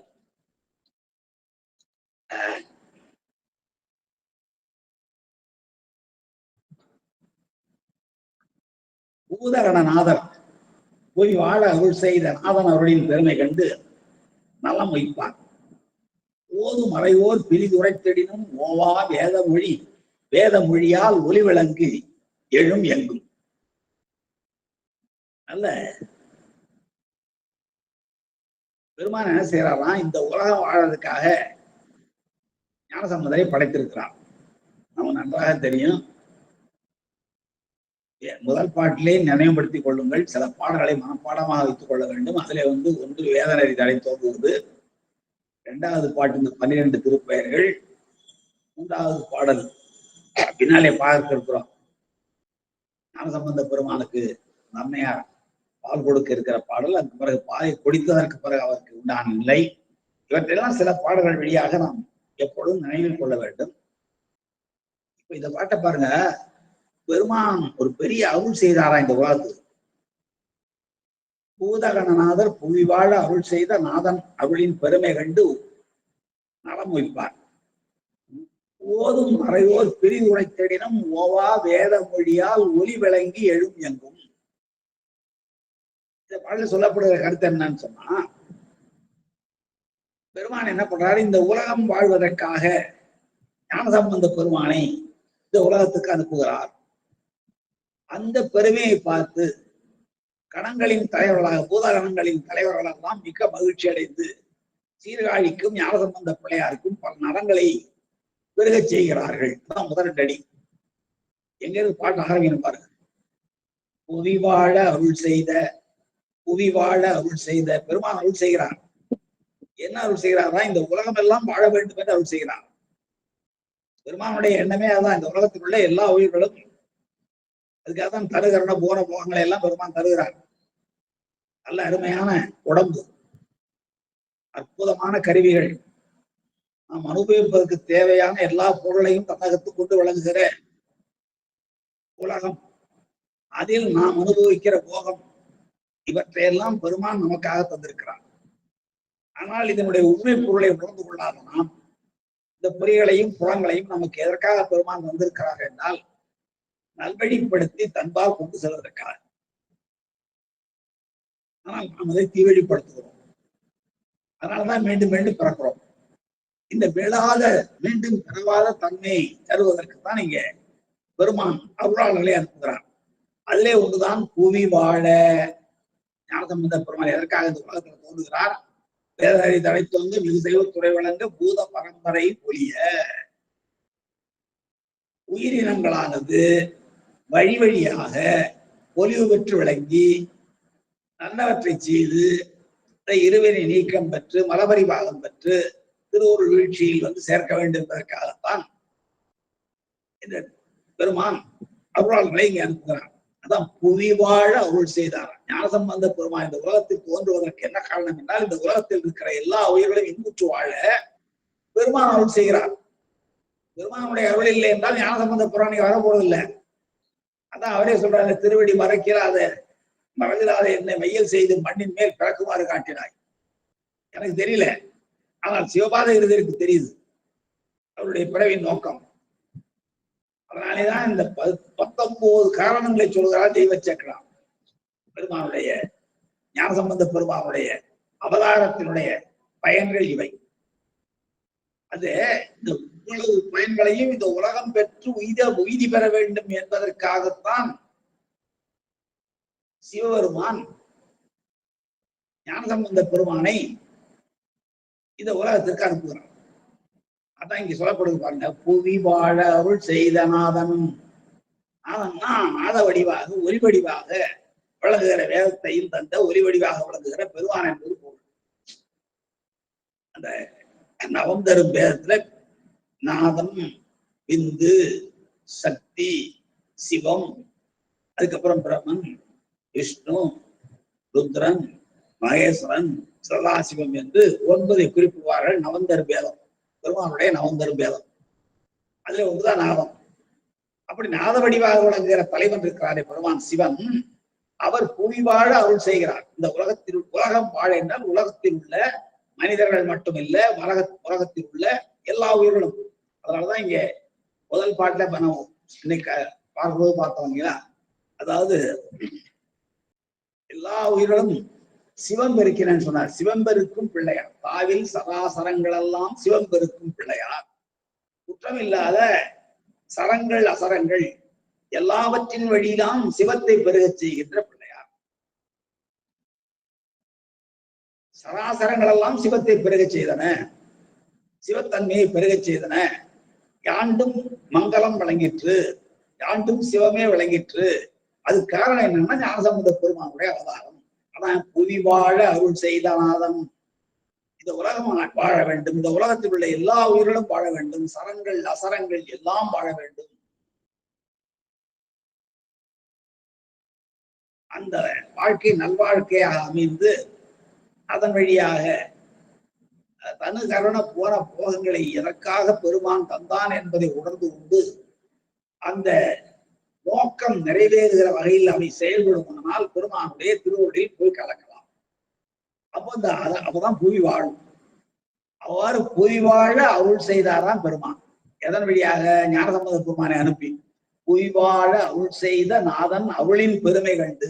நாதன் சிவபெருமான் செய்த அருள், அதான் திருவாதிரை திருநாள்ல அடுக்கன் முதல் எல்லா கோள்களும் உச்சநிலையில் இருக்கிற பொழுது திசையெல்லாம் திருவாதிரை விளங்க நல்ல உரையில ஞானசம்பந்த பெருமானை அவதாரம் செய்ய வைத்தாரே, அதுதான் சொல்றாருங்க. புவி வாழ அருள் செய்த நாதன் அருளின் பெருமை கண்டு. நாதனுடைய அருளின் பெருமை, புவி வாழ அருள் செய்தார். அந்த அருள் செய்தார் என்ற பெருமையை உணர வேண்டும் அல்லவா? அவ்வாறு உணர்ந்து கொண்ட பூதகணங்கள் என்று முதல்ல போனோம். புவி வாழ அருள் செய்த நாதன் அருளின் பெருமை கண்டு பூதகணநாதம் அப்படியே மேல போங்க. முதல் வழிக்கு பூதகணங்களாக விளங்குகின்ற அந்த பூதகணங்களின் தலைவர்கள் எல்லாம் நலம் உய்ப்பார். 2வது அடியினுடைய ஈட்டில பாருங்க, நலம் உய்ப்பார். ஞானசம்பந்த பெருமானுக்கும் சீர்காழிக்கும் பல நலங்களை கொண்டு வந்து சேர்க்கிறார்கள் பூதகணங்கள். எதற்காக சேர்க்கிறார்கள்? நான் ஞானசம்பந்த பெருமானுக்கு ஏன் நலத்தை சேர்க்க வேண்டும், சீர்காழிக்கு ஏன் நலத்தை சேர்க்க வேண்டும் என்றால், இந்த புவி வாழ பெருமான் அருள் செய்திருக்கிறார். அந்த பெருமையை உணர்ந்து கொண்ட சிவகணங்கள் நலம் செய்கின்றன, நலம் வைக்கின்றார்கள். காழிக்கும் அந்த காழியிலே அவதரித்த ஞானசம்பந்த பிள்ளையாருக்கும் பல பேர்களை விளைவிக்கிறார்கள், அதான் நலம் வைக்கிறார்கள். அப்போ ஓதும் மறையோம் அந்த சீர்காழியிலிருந்து மறைய ஓதி கொண்டிருக்கிற வேதியர்கள், சீர்காழியில் இருக்கிற அந்தவர்களுக்கு வேற வேலை இல்லை. சீர்காழியில் மட்டுமல்ல, அது திருக்கீழ்மலையில் இருந்த 500 பேராக இருந்தாலும், தில்லையிலே வாழ்ந்த அந்தணர்கள் 3000 பேராக இருந்தாலும், அவர்களுடைய நோக்கமெல்லாம் என்ன செய்ய வேண்டும் என்றால், கற்றாங்கு எரியோம்பி கலியை வாராமே செருவதுதான். இந்த உயிர்கள் எந்த இடரும் இல்லாமல் வாழ வேண்டும். அந்த உயிர்கள் இடரில்லாமல் வாழ வேண்டும் என்றால் நாம் வேள்வியை செய்ய வேண்டும். அந்த வேள்வியை செய்வதனாலே வீழ்ப்புணல் கிடைக்கும். வீழ்ப்புணல் கிடைப்பதனாலே பயிர் வளரும், பயிர் வளர்வதனாலே உயிர் செழிக்கும். அப்போ எல்லா உயிர்களும் இன்புற்றிருக்க நினைப்பதுதான் இந்த அந்தணர்கள் செய்கின்ற வேள்வியினுடைய பயன். அப்போ அவர்கள் என்ன செய்கிறார்கள்? ஓதிக்கொண்டே இருப்பார்கள். வேதம் போதல். ஓதல் என்றாலே என்ன பொருள்? வேதம் போதல் என்பதுதான் பொருள். அந்தணருக்குரிய 6 தொழில் ஓதல், ஓதுவித்தல், வேட்டல், வெட்பித்தல், ஈதல், ஏற்றல் என்றால், வேதம் ஓதுவதும் வேதத்தை ஓதச் செய்வதும் அவர்களுடைய வேலை. வழி வழியாக வேதம் வர வேண்டும் அல்லவா? எனவே ஓதல், ஓதுவித்தல், மற்றவர்களை இந்த சிறுவர்களை மறை கிடை என்று சொல்றோம்ல, அந்த சிறுவர்களை ஓத வைக்கிறார்கள். அதுக்கப்புறம் வேள்வி செய்கிறார்கள், வேள்வியை செய்ய வைக்கிறார்கள். அப்புறம் அவர்கள் பொருளை ஈட்டுகிறார்கள், பொருளை செலவு செய்கிறார்கள். என்பதற்கான காரணங்கள் எல்லாம் பெரிய விஷயங்கள் எல்லாம் ஈதல் ஏற்றல். அவர்கள் ஈதலும் செய்கிறார்கள், ஏற்றலும் செய்கிறார்கள் என்பதற்குரிய காரணங்களை ஒரு முறை பார்க்கலாம். இப்பாருங்க, புவிவாழ அருள் செய்த நாதன் அருளின் பெருமை கண்டு பூதகணநாதர் நலம் வைப்பார். பூதகண தலைவர்கள் எல்லாம் காழி என்னும் அந்த நகருக்கும் பெருமானுடைய அருளாலே அந்த பெருமை ஏற்பட்டதனாலே அந்த காழிக்கும் அந்த திருக்காழியிலே அவதரித்த ஞானசம்பந்த பெருமானுக்கும் பல நலன்களை கொண்டு சேர்க்கிறார்கள் பூதகணநாதர்கள். அதே திருத்தலத்திலே ஓதும் மறைவோதுகின்ற அந்தவர்கள் பிரிவுரைத்திடும் வேதம் அல்லாத வேறு ஏதேனும் அவர்கள் பேசிக் கொண்டிருந்தாலும் கூட அந்த அவர்கள் பேசுகிற ஒலி வேதம் ஒலிக்கின்ற ஒலியிலே அடங்கி போகும் என்கிறார். ஓதும் மறையோர் பிரிது உரைத்திடினும் வேதம் அல்லாத வேறு ஏதேனும் அவர்கள் அந்த வேள்வி சடங்கை செய்கிற பொழுது பேசிக் கொண்டிருந்தாலும் ஓவா வேத மொழியால் அந்த காழி நகரை விட்டு நீங்காத வேத ஒலி எப்பொழுதும் ஒலித்துக் கொண்டே இருப்பதாலே அந்த ஒலியால் ஒலி விளங்கி எழும். எங்கு பார்த்தாலும் அவர்களுடைய பிற உரைகள் மறைந்து போய் அந்த ஓதுதல்தான் அவர்கள் தொழில், வேதம்தான் ஓத வேண்டும். அவ்வாறு ஓதுகின்ற வேதியர்கள் அந்த வேதம் ஓதுவதை விட்டு வேறு ஏதேனும் பிரிது மொழிகளை பேசியிருந்தாலும் கூட அந்த பெரிது மொழி யாருடைய காது விழுமா என்றால் விழாது. காரணம் என்றால் ஓவாத வேத ஒலியானது ஒலித்துக் கொண்டே இருப்பதனாலே அந்த ஒலியும் இதற்குள் அடங்கி வேத ஒலியாகவே விளங்கும் என்று இந்த 31வது பாடல் சொல்கிறது. எளிமையான பாடல் தான். முதல் 2 அடியில் பெருமானுக்கு அருள் செய்த பெருமான் இந்த உலகத்திற்கு பெரும் ஞானசம்பந்த பெருமானை உலகம் வாழ வேண்டும், உயிர்கள் வாழ வேண்டும் என்று அருள் செய்ததால் அந்த பெருமையை உணர்ந்த பூதகண தலைவர்கள் காழிக்கும் காழியில் அவதரித்த பிள்ளையாருக்கும் பல நலங்களை உய்த்தார்கள், உய்க்கின்றார்கள் என்று கொள்ள வேண்டும். மறைவோர்கள் மறைவோதுகிற பொழுது மறைவோதலை விட்டு இடையிலே வேற ஏதேனும் மொழியை பேசினாலும் கூட ஓவாத மறைவொலி என்றும் கேட்டுக்கொண்டே இருப்பதனாலே அந்த ஒலிக்குள் அவர்கள் ஓதுகிற ஒலியும் விளங்கி வேத ஒலியாகவே எழும் என்று இந்த 31வது பாடலில் சொன்னார். 32வது பாடல். பயன்தருவும் பயன்தருவும் பகரருவும் வள்ளிகளும் மல்கி தயங்கு புனலும் தெளிவு தன்மையுடன் நன்னும் பயம்பொலி விசும்பு வலி நங்கடியும் கடிய மாறார் அயம்புரிவ புள்ளொலிகள் நல்ல திசையெல்லாம். இந்த பாட்டு எளிமையான பாட்டு தான். சில சொற்கள் புரியாம இருக்கலாம் தவிர பாடல் கூட எளிமையானதுதான். இந்த பாட்டை பாருங்க, திசையெல்லாம்ங்கிறத முதல்ல கொண்டு வரணும். கடைசியில ஈற்றடியினுடைய ஈற்று சீர் திசையெல்லாம், எல்லா திசைகளிலும். பயன்தருவ பல்தருவும் பகுரருவும் இருக்குங்களா, பகுரருவும் சில புத்தகம் அப்படி இருக்கும். பகுரருவும் ஆய்வு எழுத்து, அப்புறம் வல்லின நகரம், அப்புறம் இடையின ரூ பகுரருவும் இருக்கும். பகுரருன்னா ஒண்ணும் இல்லை, பல் கூட்டல் தரு பகுருன்னு. அதாவது பல என்னும் சொல்லுக்கு முன்னாடி பல என்று சொல் வந்தாலும், சில என்ற சொல்லுக்கு முன்னாடி சிலை என்ற சொல் வந்தாலும் என்னென்ன மாற்றங்கள் எல்லாம் விளையும் என்பதை நம்முடைய இலக்கண நூல்கள் மிக அழகாக எடுத்து எழுப்புகின்றன. உங்களுடைய புத்தகத்துல எப்படி இருக்குன்னு எனக்கு தெரியல. என்னிடம் இருக்கிற புத்தகத்துல பகுரருன்னு இருக்கு. பகுரரு என்றால் பல் கூட்டல் தரு ரெண்டும் சேர்ந்தால் பகுரரு ஆகும். அல் கூட்டல் திணை ரெண்டும் சேர்ந்தால் அகிரணை ஆகுதுல்ல. அல் கூட்டல் திணை அகிரணை. முள் பிளஸ் தீது முகுடீது, முள் பிளஸ் தீது முகுடீதுன்னு ஆகும். பல் பிளஸ் தரு பகுரது, தருனா மரம். அல் பிளஸ் திணை உயர்திணை அல்லாத திணையை சொல்கிற பொழுது அல் திணை அகிரணைன்னு சொல்றோம். அதுக்கு என்ன இலக்கணம் சொன்னா, பல சில எளிமைவை தம்மும் தாம்பரின் இயல்பும் மிகலும் அகரம் ஏகல் அகரம் அகரமாகலும் பிறவரின் அகரம் விகற்பமாகலும் உளப்பிற என்பது அந்நூல் நூல்பாம். பல கூட்டல் பல, சில கூட்டல் சில வருமானால் என்னென்ன மாற்றங்களை அடையும் என்றால், பல பல ரெண்டும் சேர்ந்தா பல பலன்னே வரும், இயல்பாகவே புணரும். இன்னும் சில இடங்களில் பல கூட்டல் பல பல பலன் ஆகும், அங்க ஊற்று மிகுது. இன்னும் சில இடங்கள்ல என்ன ஆகும், பல கூட்டல் பலங்கிறதுல இந்த நிலைமொழி வீட்டுல இருக்கிற நகரத்துல இருக்கு இல்லைங்களா, பல, அந்த அகரம் போய் இந்த லகரம் சகரம் ஆயிடும். பல கூட்டல் பல, அகரம் போனா பல் பலன் ஆகும். பல் பல என்பது பற்பலனா.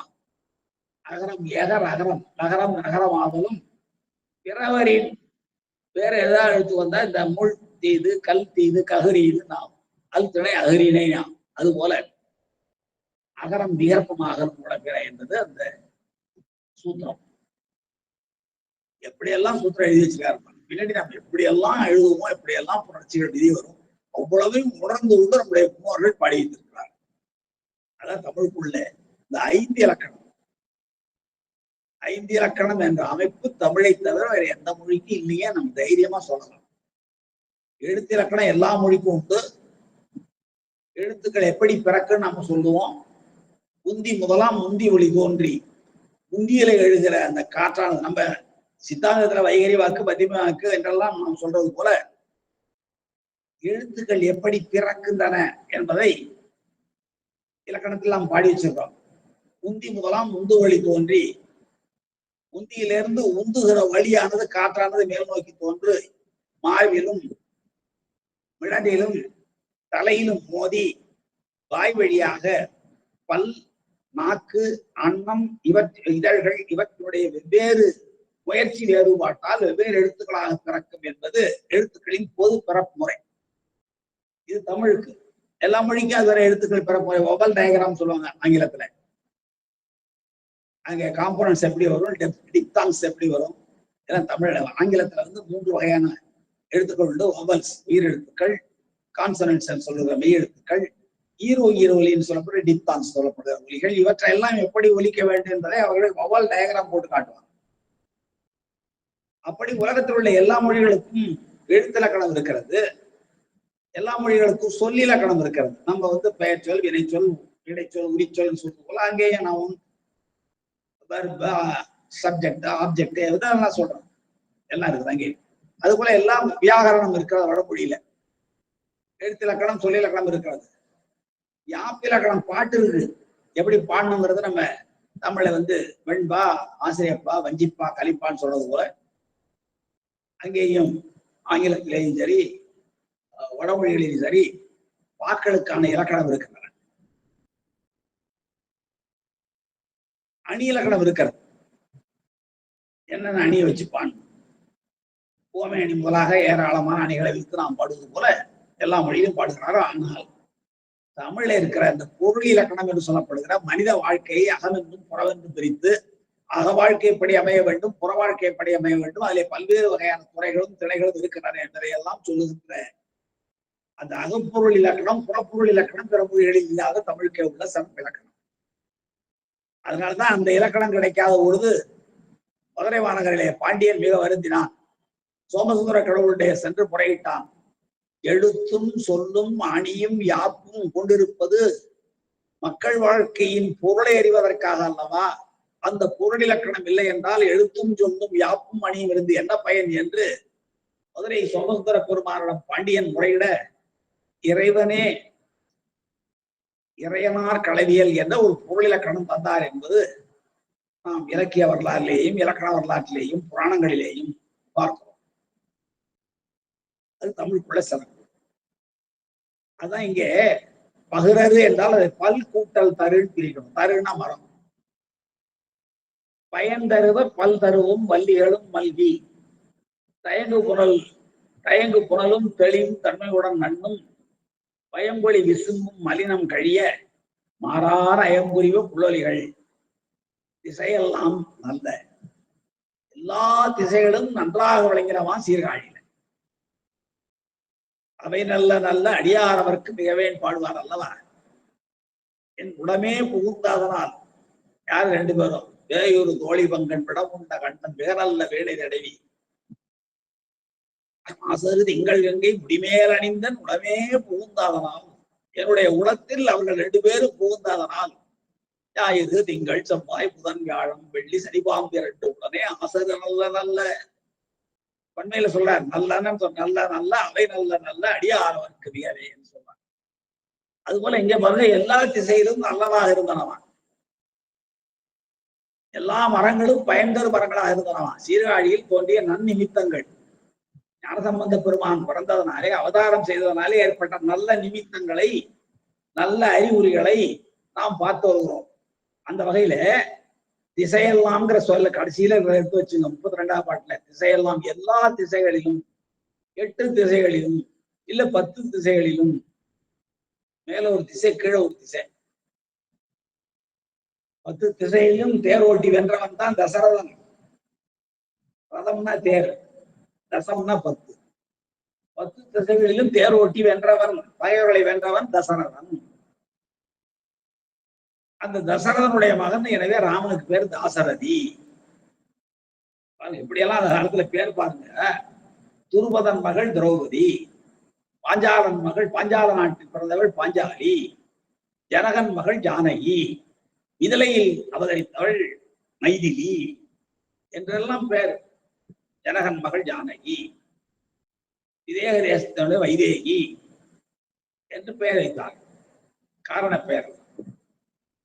அதுபோல இங்கே பயன் தருவ, பல் தருவும் பல்லிகளும், எல்லா திசைகளிலும், சீர்காழியில் இருந்து பார்த்தால் எல்லா திசைகளிலும் பல் தருவும் பல்லிகளும் மல்கி பயன் தருவ. இந்த முதலடியா கொஞ்சம் மாத்திக்கணும்.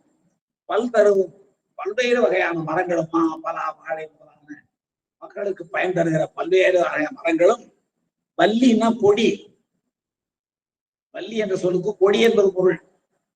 அதனால நம்ம வள்ளிங்கிற பேரை தவறாக இப்ப பயன்படுத்திட்டு இருக்காங்க எல்லாரும். அபிராமவல்லி திருக்கடவுர்ல இருக்கிற அம்பாளுக்கு பேர். மிக அழகிய கொடி போன்றவள். கற்பகவல்லி பொற்கொடி போன்றவள். அமிர்தவல்லி அமிர்தம் போன்றவள் என்றெல்லாம் வள்ளிங்கிற பொருளுக்கு அப்படி பொருள் இருக்கும். ஆனா என்ன பண்றாங்க இப்போ எல்லாத்துக்கும் வள்ளிங்கிறது விட்டு வள்ளி வெள்ளின்னு எழுதுறாங்க. எவ்வளவு பெரிய பிழை! திருத்தனாலும் திருந்திக் கொள்ள மறுக்கிறாங்க. வள்ளி என்ற சொல்லுக்கு கொடி என்பது பொருள். அதுபோல இங்க கொடி செடி எல்லாம் பயன் தருதான். சீராழில பாருங்க, பல் தருவும் வள்ளிகளும் மல்கி, மல்குதல்னா ரொம்ப விளையுது. பயன் தருகிற பல மரங்களும், பல் தருவும் பல மரங்களும், பல்லிகளும் பல்வேறு வகையான கொடிகள். கொடி வழியா நம்ம எவ்வளவு பயன்படுறோம். செடிகள், கொடிகள், மரங்கள் எல்லாம் பயன் தருகின்றன. அப்படி பல் தருவும் வள்ளிகளும் மல்கி, எல்லா திசைகளிலும் பெருகி பயன் தருவ, பயன் தருகின்றன. தருவ, தருவன, அதான் தருவ என்றால் பன்மை விகுதி. தருவது என்றால் ஒரு, தருவ என்றால் பன்மை. மரங்களும் கொடிகளும் எல்லா திசைகளிலும் பெருகி பயன் தந்தன. இது நன்னிமித்தம். ஞானசம்பந்த பெரும் அவதாரத்தாலே எல்லா திசைகளிலும் மரங்கள் எல்லாம், செடிகள் எல்லாம், கொடிகள் எல்லாம் பூத்து பொலுங்கி காய்த்து கனிந்து மிக பெரும் பெயரை வளைத்தன.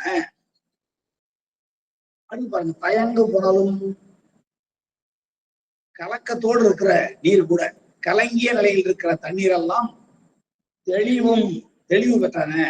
அதோடு மட்டுமல்லாமல் தன்மையுடன், தன்மைனா குளிர்ச்சி, தெளிவும் குளிர்ச்சியும் பெற்று விளங்குகின்றன. ஞானசம்பந்த பெருமாவுடைய அவதாரத்தாலே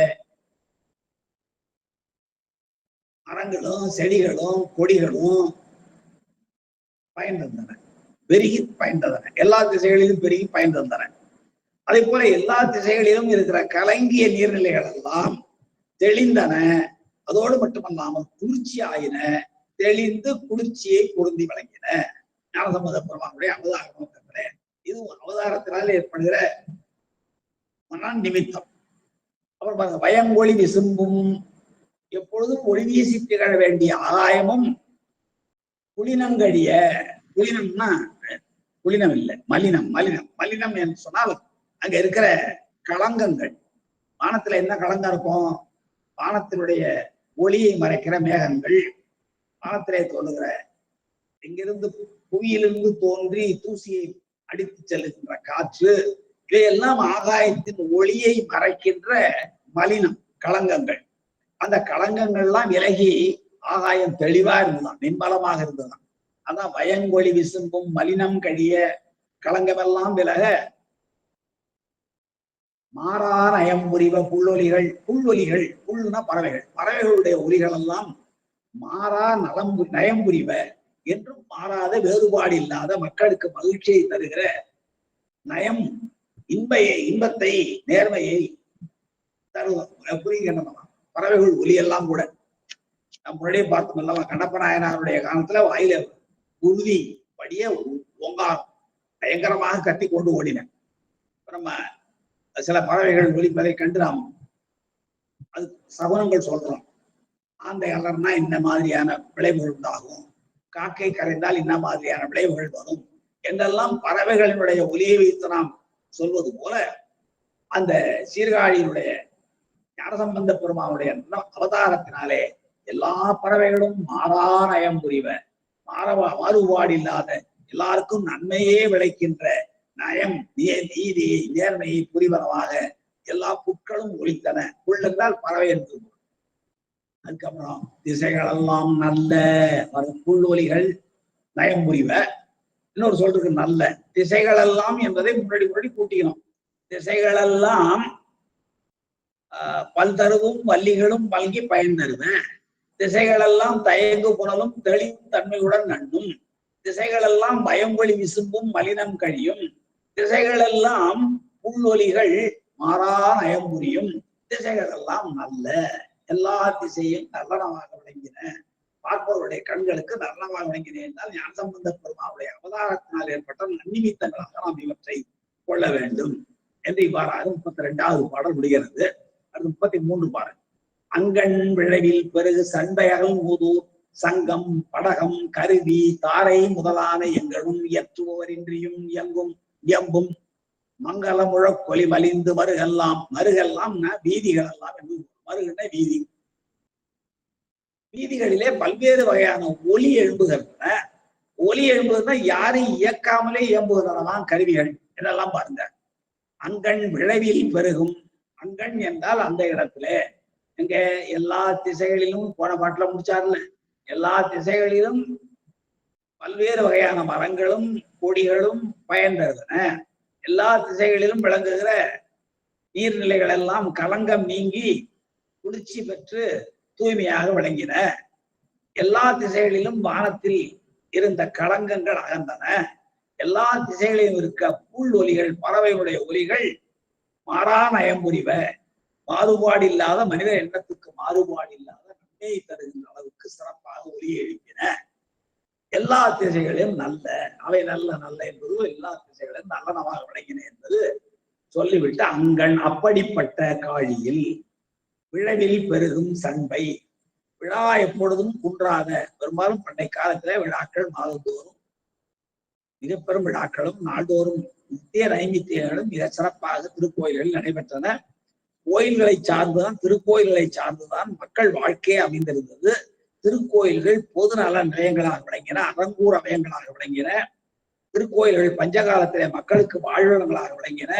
வெள்ளக்காலத்தில் உறைவதற்கு தங்குவதற்குரிய இடங்களை தந்தன. இப்படி அப்புறம் கல்வி கூடங்களாகவும் தேர்தல் நடைபெறுகிற இடங்களாகவும் நீதிமன்றங்களாகவும் பண்டைக்கால திருக்கோயில்கள் விளங்கின என்பதற்கு பல சான்றுகள் உள்ளன.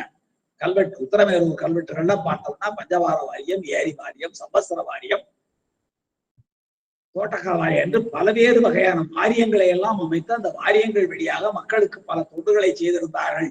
அந்த வாரியங்கள் எல்லாம் திருக்கோயில்களில் அமைக்கப்பட்டிருந்தன என்பதற்கான சான்றுகள் உத்தரமேரூர் கல்வெட்டுல கிடைக்கிறது. இப்படி பண்டை காலத்திலே திருக்கோயில்கள் விழாக்களை பொருந்தி இருந்தன. அப்படிப்பட்ட பிளவு கொண்டிருக்கிற சண்பை நகர் அங்கண் விளைவில் மங்களங்களாலே சிறப்புற்று விளங்குகிற விழாக்கள் நடைபெறுகிற பெருகுங்க சண்பை. சண்பை என்பது 12 திருப்பயனிலே உண்டு. அந்த சண்பை என்று சொல்லப்படுகிற அகல் மூதூர், அகன்ற பழமையான ஊர். அந்த ஊர்ல சங்கம் படகம் கருவி தாரை முதலான எல்லா இசைக்கருவிகளும். சங்கம் என்பது சங்கு. சங்கு என்பது சிவ சின்னங்களிலே மங்கள சின்னம். நம்முடைய ஞானசம்பந்த பெருமான் வருகிற பொழுது கூட பரசமய கோளடி வந்தான் என்று முழங்கிற்று. அதுபோல சிவ சின்னங்களில் ஒன்று சங்கம். படகம் என்பது ஒரு முகப்பறை. முழவு மத்தள நாட்டுல 2 பக்கத்திலேயும் தோல் வாத்தியம். படகம் என்பது ஒரு பக்கம் மட்டுமே முழங்குகின்ற கருவி. அப்ப சங்கம் படகம் கருவின்னா என்னென்ன, நரம்பு கருவி, கஞ்சக்கருவி, மிடத்து கருவி, துளைக்கருவி, தோற்கருவி என்று கருவி சொல்றோம் இல்லைங்களா? அப்படிப்பட்ட கருவிகளும் இதெல்லாம் இசைக்கருவிகள் சொல்றார். சங்கம், படகம், கருவி, தாரை, எக்காலம் மாதிரியான தாரை முதலான இப்படிப்பட்ட இசைக்கருவிகள் எல்லாம் எங்கனும் எல்லா இடங்களிலும் இயற்றுபவர் இன்றியும் இயம்பும். யாரும் மத்தளத்தை முழக்கல, வீணையை மீட்டல, தாரையை ஒலிக்கல, சங்கை முழங்கல என்றாலும் இயற்றுபவர்கள் இல்லாமலும் இவையெல்லாம் இசையை எழுப்பின. இது நன்னிமித்தம். இயற்றுபவர் இன்றியதான் எங்கனும் எல்லா இடங்களிலும் இயற்றுபவர் இன்றியும் இசைக்கின்றவர்களாகிய, படகம்னா அதை ஒலிக்கிறதுக்கு ஒருத்தர் வேணும், சங்கம்னா அதை முழக்குவதற்கு ஒருத்தர் வேணும், தாரையன்னா அதை இயம்புவதற்கு ஒருத்தர் வேண்டும், கருவி என்றால் அவற்றை மீட்டுவதற்கு ஒருவர் வேண்டும். இவரை யாருமே இல்லாமல் எல்லா இடங்களிலும் இயற்றுபவர் இன்றியும் இயற்றுபவர்கள் யாரும் இல்லாமலும் இயம்பும் அவைகளாகவே இயம்பின. இது ஞானசம்பந்த பெருமானுடைய அவதாரத்தால் ஏற்பட்ட நன்னிமித்தம். அப்புறம் மங்கள முழக்கொலி மலிந்து மருகெல்லாம் மருகெல்லாம் என்றால் வீதிகளில் எல்லாவற்றிலும் மங்கள முழக்கொலி. மங்களம் என்றால் நன்மை அர்த்தம். மங்களம் என்றால் சிவம் என்று பொருள். சிவம் என்ற சொல்லுக்கே மங்களம் என்று பொருள் உண்டு. எனவே சிவம் பெருகுகின்ற மங்கள முழக்கொலி வீதிகள் எல்லாம் பெரிய விளங்கின, ஞானசம்பந்த பெருமானுடைய அவதாரத்தை காட்டுகிற நன்னிமித்தமாக விளங்கின என்று இந்த 33வது பாடல் சொல்லுகிறது. இன்னும் ஒரு பாடல் பார்க்கலாம். அடுத்து 10 நாட்களிலும் மங்கள சடங்குகள் எல்லாம் செய்கிறார்கள். இந்த குழந்தை பிறந்ததிலிருந்து 10 நாட்கள், ஏன்னா அவதாரம் பார்த்தாச்சு. அவதாரத்திலிருந்து அந்த முதல்ல கருக்கொண்டதிலிருந்து 2 மாதங்களும் எப்படியெல்லாம் உறவினர்கள் சூழ அந்த சடங்குகளை எல்லாம் செய்தார்களோ அதை போல குழந்தை பிறந்ததற்கு பிறகு 10 நாள் சடங்குகள் செய்வார்கள். சில பேர் 16 நாள் சடங்குகள் செய்வார்கள். அந்த 10 நாள் சடங்குகளை எவ்வாறு ஞானசம்பந்த பெருமானுக்காக செய்தார்கள் என்பதை காட்டுகிற செய்குள் தான் 34வது பாடல். இந்த பாடல்கள் எல்லாம் எளிமையான பாடல்கள், நான் விரைந்து சொல்கின்றேன். இரும் புவனம் இத்தகைமை எய்த. இரும் புவனம், புவனம்னா உலகம், இரும் புவனம்னா பெரிய உலகம், இந்த பேருலகம். இத்தகைமை எய்த இப்படிப்பட்ட தன்மைகளை எல்லாம் அடைய. அதனை இப்படிப்பட்ட தன்மைகள் மேலே பல பாடலை பார்த்தோம் இல்லைங்களா? நிறைய இருக்கிறது. அங்க பூக்கள்ல இருக்கிற சோலைகளில் இருக்கிற பூக்கள் எல்லாம் மணங்கமழ விரிய, அவை தாதுக்களை கொண்டு செல்ல, அதனாலே ஆண்டு பார்த்தாலும் இருள் பரவ, அப்பொழுது மாமலயத்திலிருந்து வருகின்ற மருதம் அந்த தென்றல் காற்றானது அந்த இருட்டை விலக்கி அடக்கி ஒளியை பெற செய்ய, இப்படியெல்லாம். இது போல ஒவ்வொரு பாட்டிலையும் இமையோர்கள் எல்லாம் பஞ்சதருக்களின் மலர்களை சோலை மலர் போல பொழிய, அவர்களும் இங்கு வந்து இங்க இருக்கிற அந்தவர்களோடு சேர்ந்து கொண்டு கோமவினை செய்கிறார்கள், வேள்வி செய்ய. புவி வாழ்வதற்காக அருள் செய்த பெருமானுடைய அந்த பெருமையை நினைத்து நினைத்து பூதகணநாதர்கள் எல்லாம் சீர்காழிக்கும் ஞானசம்பந்த பிள்ளையாருக்கு பல நன்மைகளை செய்ய, மறையோர்கள் சடங்கின் பொழுது ஓதுகின்ற மறையை மட்டுமல்லாமல் வேறு ஏதேனும் சொற்களை பேசினாலும் கூட அந்த பேரொலியாகிய மறையொலியில் அதையெல்லாம் அடங்கி போக, பல்வேறு வகையான மரங்களும் கொடிகளும் செடிகளும் எல்லா திசைகளிலும் பெருகி நலம் செய்ய, பயன் தர, எல்லா திசைகளிலும் இருக்கிற நீர்நிலைகள் எல்லாம் தூய்மை பெற்று கலங்கம் நீங்கி தூய்மை பெற்று குளிர்ச்சியை பெற்று தெளிவு பெற்று விளங்க, வானத்தில் இருக்கிற ஒளியை மறைக்கின்ற புயலும் மேகம் விலகி விளங்கிய ஒளியோடு வானம் புழங்க, எல்லா பறவைகளும் நல்லனவே ஒலிக்க, எல்லா திசைகளும் நல்லனமாக விளங்க, இப்படி பல்வேறு வகையான சிறப்புகளை கொண்டு விளங்குகிறார். அதாவது போல அதை போல இயற்றுவோர் இல்லாமலே சங்கம், படகம், கருவிகள், தாரையங்களான இசைக்கருவிகள் எல்லாம் தானாகவே முழங்க, யாண்டும் மங்கள ஒலி வீதிகளெல்லாம் பெருக, இப்படிப்பட்ட தன்மையினை இந்த புவனம் பெற்றது. அதான் இரும்புவனம் இத்தகைமை எய்த. இப்படிப்பட்ட சிறப்புகளை எல்லாம் இந்த பெரிய உலகமானது எய்த, அவர் தம்மை தரும்புல மறைத்தலைவர். அவர் தம்மை தரும்புல மறைத்தலைவர் என்றால் இப்படிப்பட்ட அற்புதமான ஒரு குழந்தையை பெற்று இந்த உலகத்திற்கு தந்த அவர் தம்மை தரும் குலம். அவர் தம்மை என்றால் ஞானசம்பந்த பெருமானை தந்தவராகிய குல மறைத்தலைவர், கவுனியர் குலத்திலே தோன்றிய வேத தலைவராக விளங்குகிற சிவபாத ஹிருதயர் தம் பவனம் ஒன்றில், தம் பவனம் ஒன்றில், பவனம்னா மாளிகைன்னு அர்த்தம். சில பேர் தங்களுடைய வீட்டுக்கு முன்னாடி பவனம், ஸ்ரீபவனம், அந்த பவனம்லாம் போயிட்டு பேர் வச்சுப்பாங்க. அவர் தம் பவனம் ஒன்றில், தன்னுடைய வீட்டிற்கு முன்னாலே பெருங்கழிவியப்போடு மிக்க மகிழ்ச்சியோடு பிரான் அருளினாலே, பெருமானுடைய அருளினாலே அரும் திரு மகப்பெற, பெருமானுடைய அருளினாலே பெறுவதற்கரிய ஒரு மகப்பேறு பெற்ற அந்த நிலையினை அணைந்து அணி செய்வார். பெற்ற நிலைக்காக மிக்க மகிழ்ச்சி அடைந்து தன்னுடைய மாளிகைக்கு முன்னாலே அழகு செய்து கொண்டிருக்கிறார், ஒப்பனை செய்து கொண்டிருக்கிறார், அழகுபடுத்தி கொண்டிருக்கிறாரா. ஏனென்றால் 10 நாளும் மங்கள சடங்குகள் செய்ய வேண்டும். ஞானசம்பந்த பெருமான் அவதாரம் செய்த அந்த முதல் நாளில் அவரை பெற்று தந்தவராகிய சிவபாத ஹிருதயர் அந்த ஞானசம்பந்தம் என்னும் அந்த குழந்தையை பெறுவதற்காக பெருமானுடைய அருளை பெற்றதனாலே அவர் தன்னுடைய அந்த சடங்குகளை செய்வதற்காக முதலாக மாளிகைகளை ஒப்பனை செய்கிறார், அழகுபடுத்துகிறார். உங்க வீட்டுல ஒரு விசேஷம் சொன்னா முதல்ல வீட்டை சரி பண்ணுவோம் இல்லைங்களா? வீட்டுல ஒரு திருமணமோ அல்லது வேற ஏதோ ஒரு மகிழ்ச்சியான மங்கள நிகழ்ச்சி நடைபெற வேண்டும் என்றால் வீட்டை தூய்மை செய்வது, வெள்ளை அடிப்பது, தூய்மைப்படுத்துவது முதலான செயல்களை எல்லாம் செய்வது போல அங்கே தன்னுடைய மாளிகையை முன்னாலே ஒப்பனை செய்கிறார், அழகுபடுத்துகிறார் சிவபாத ஹிருதயர். அதான் இந்த பாட்டு சொல்லப்பட்டிருக்கிறது பாருங்க. இரும்புவனம், இரும்புவனம், இரும்னா பெரிய அர்த்தம். மாயிரு ஞாலமெல்லாம் மலரடி வழங்கும் போதும் வாயிரும் வெங்கையாளை படர்களை வைப்பது போதும். இது பெரிய பெரிய அர்த்தம். மாயிரு ஞாலமெல்லாம் மிக பேருலகம் எல்லாம் மலரடி வணங்கும் போல் காயிரும் வாயிரும் கங்கை யானை, வாய்ந்து வருகின்ற மிகப்பெரிய கங்கை என்று மாற்றி கொடர்களை வைப்பர் போல். அப்படி அந்த ஆயிரம் பொழிகள் சூழ்ந்த கவுனியர் கன்று 1000 கொடுப்பர் போலும் ஆவடு துறையனார் என்பாழ்வார் நம்முடைய அப்பர் சுவாமிகள். ஞானசம்பந்த பெருமானுக்கு பொற்கிழி அழித்த வரலாறு இடரினும் தளரினும் எனதொரு நோய் தொடரினும் உரகடல் விடுவே பாடுவாரே, விலையுடைய அருந்தமிழ் மாலை பாடுவார் அல்லவா ஞானசம்பந்த பெருமான். அப்பொழுது மாணவர் அறியாமலே அந்த பூதகணங்கள் கொண்டு வந்து ஒரு பெரிய பொற்கிழியை அந்த பலிபீடத்தில் வைத்து செல்லும் அல்லவா.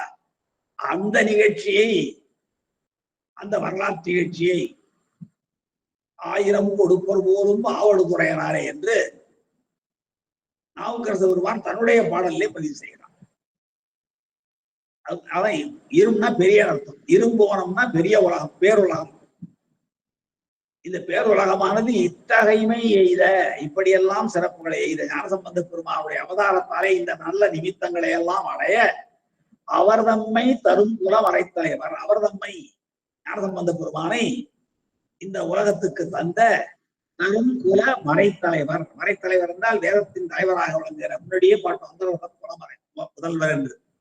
அந்த மறைத்தலைவராகிய சிவபாத ஹிருதயர் தம் பவனம் ஒன்றில் தம்முடைய மாளிகைக்கு முன்னாலே பெருங்கழிவியப்போடு மிக்க மகிழ்ச்சியும் வியப்பு கொண்டு, என்றால் இப்படிப்பட்ட ஒரு பிள்ளை பிறந்ததனாலே மிக்க மகிழ்ச்சியோடு பரசமயத்தை ஒழித்து அடக்கி ஈராக்குகின்ற புறைமணி காதலனை பிறர தவங்கள் புரிந்தார் அல்லவா. அதனாலே மிக்க வியப்போடு பிரான் அருளினாலே பெருமானிடம் வேண்டினார். பெருமான் அருள் செய்தார். வேண்டத்தக்கது அறிந்தவராகிய பெருமான் இவர் வேண்டியவாறே பரசமய நிராகரிக்கவும் நீற்றொழியை பரவ செய்யவும் ஒரு குழந்தையை தந்திருக்கிறார்.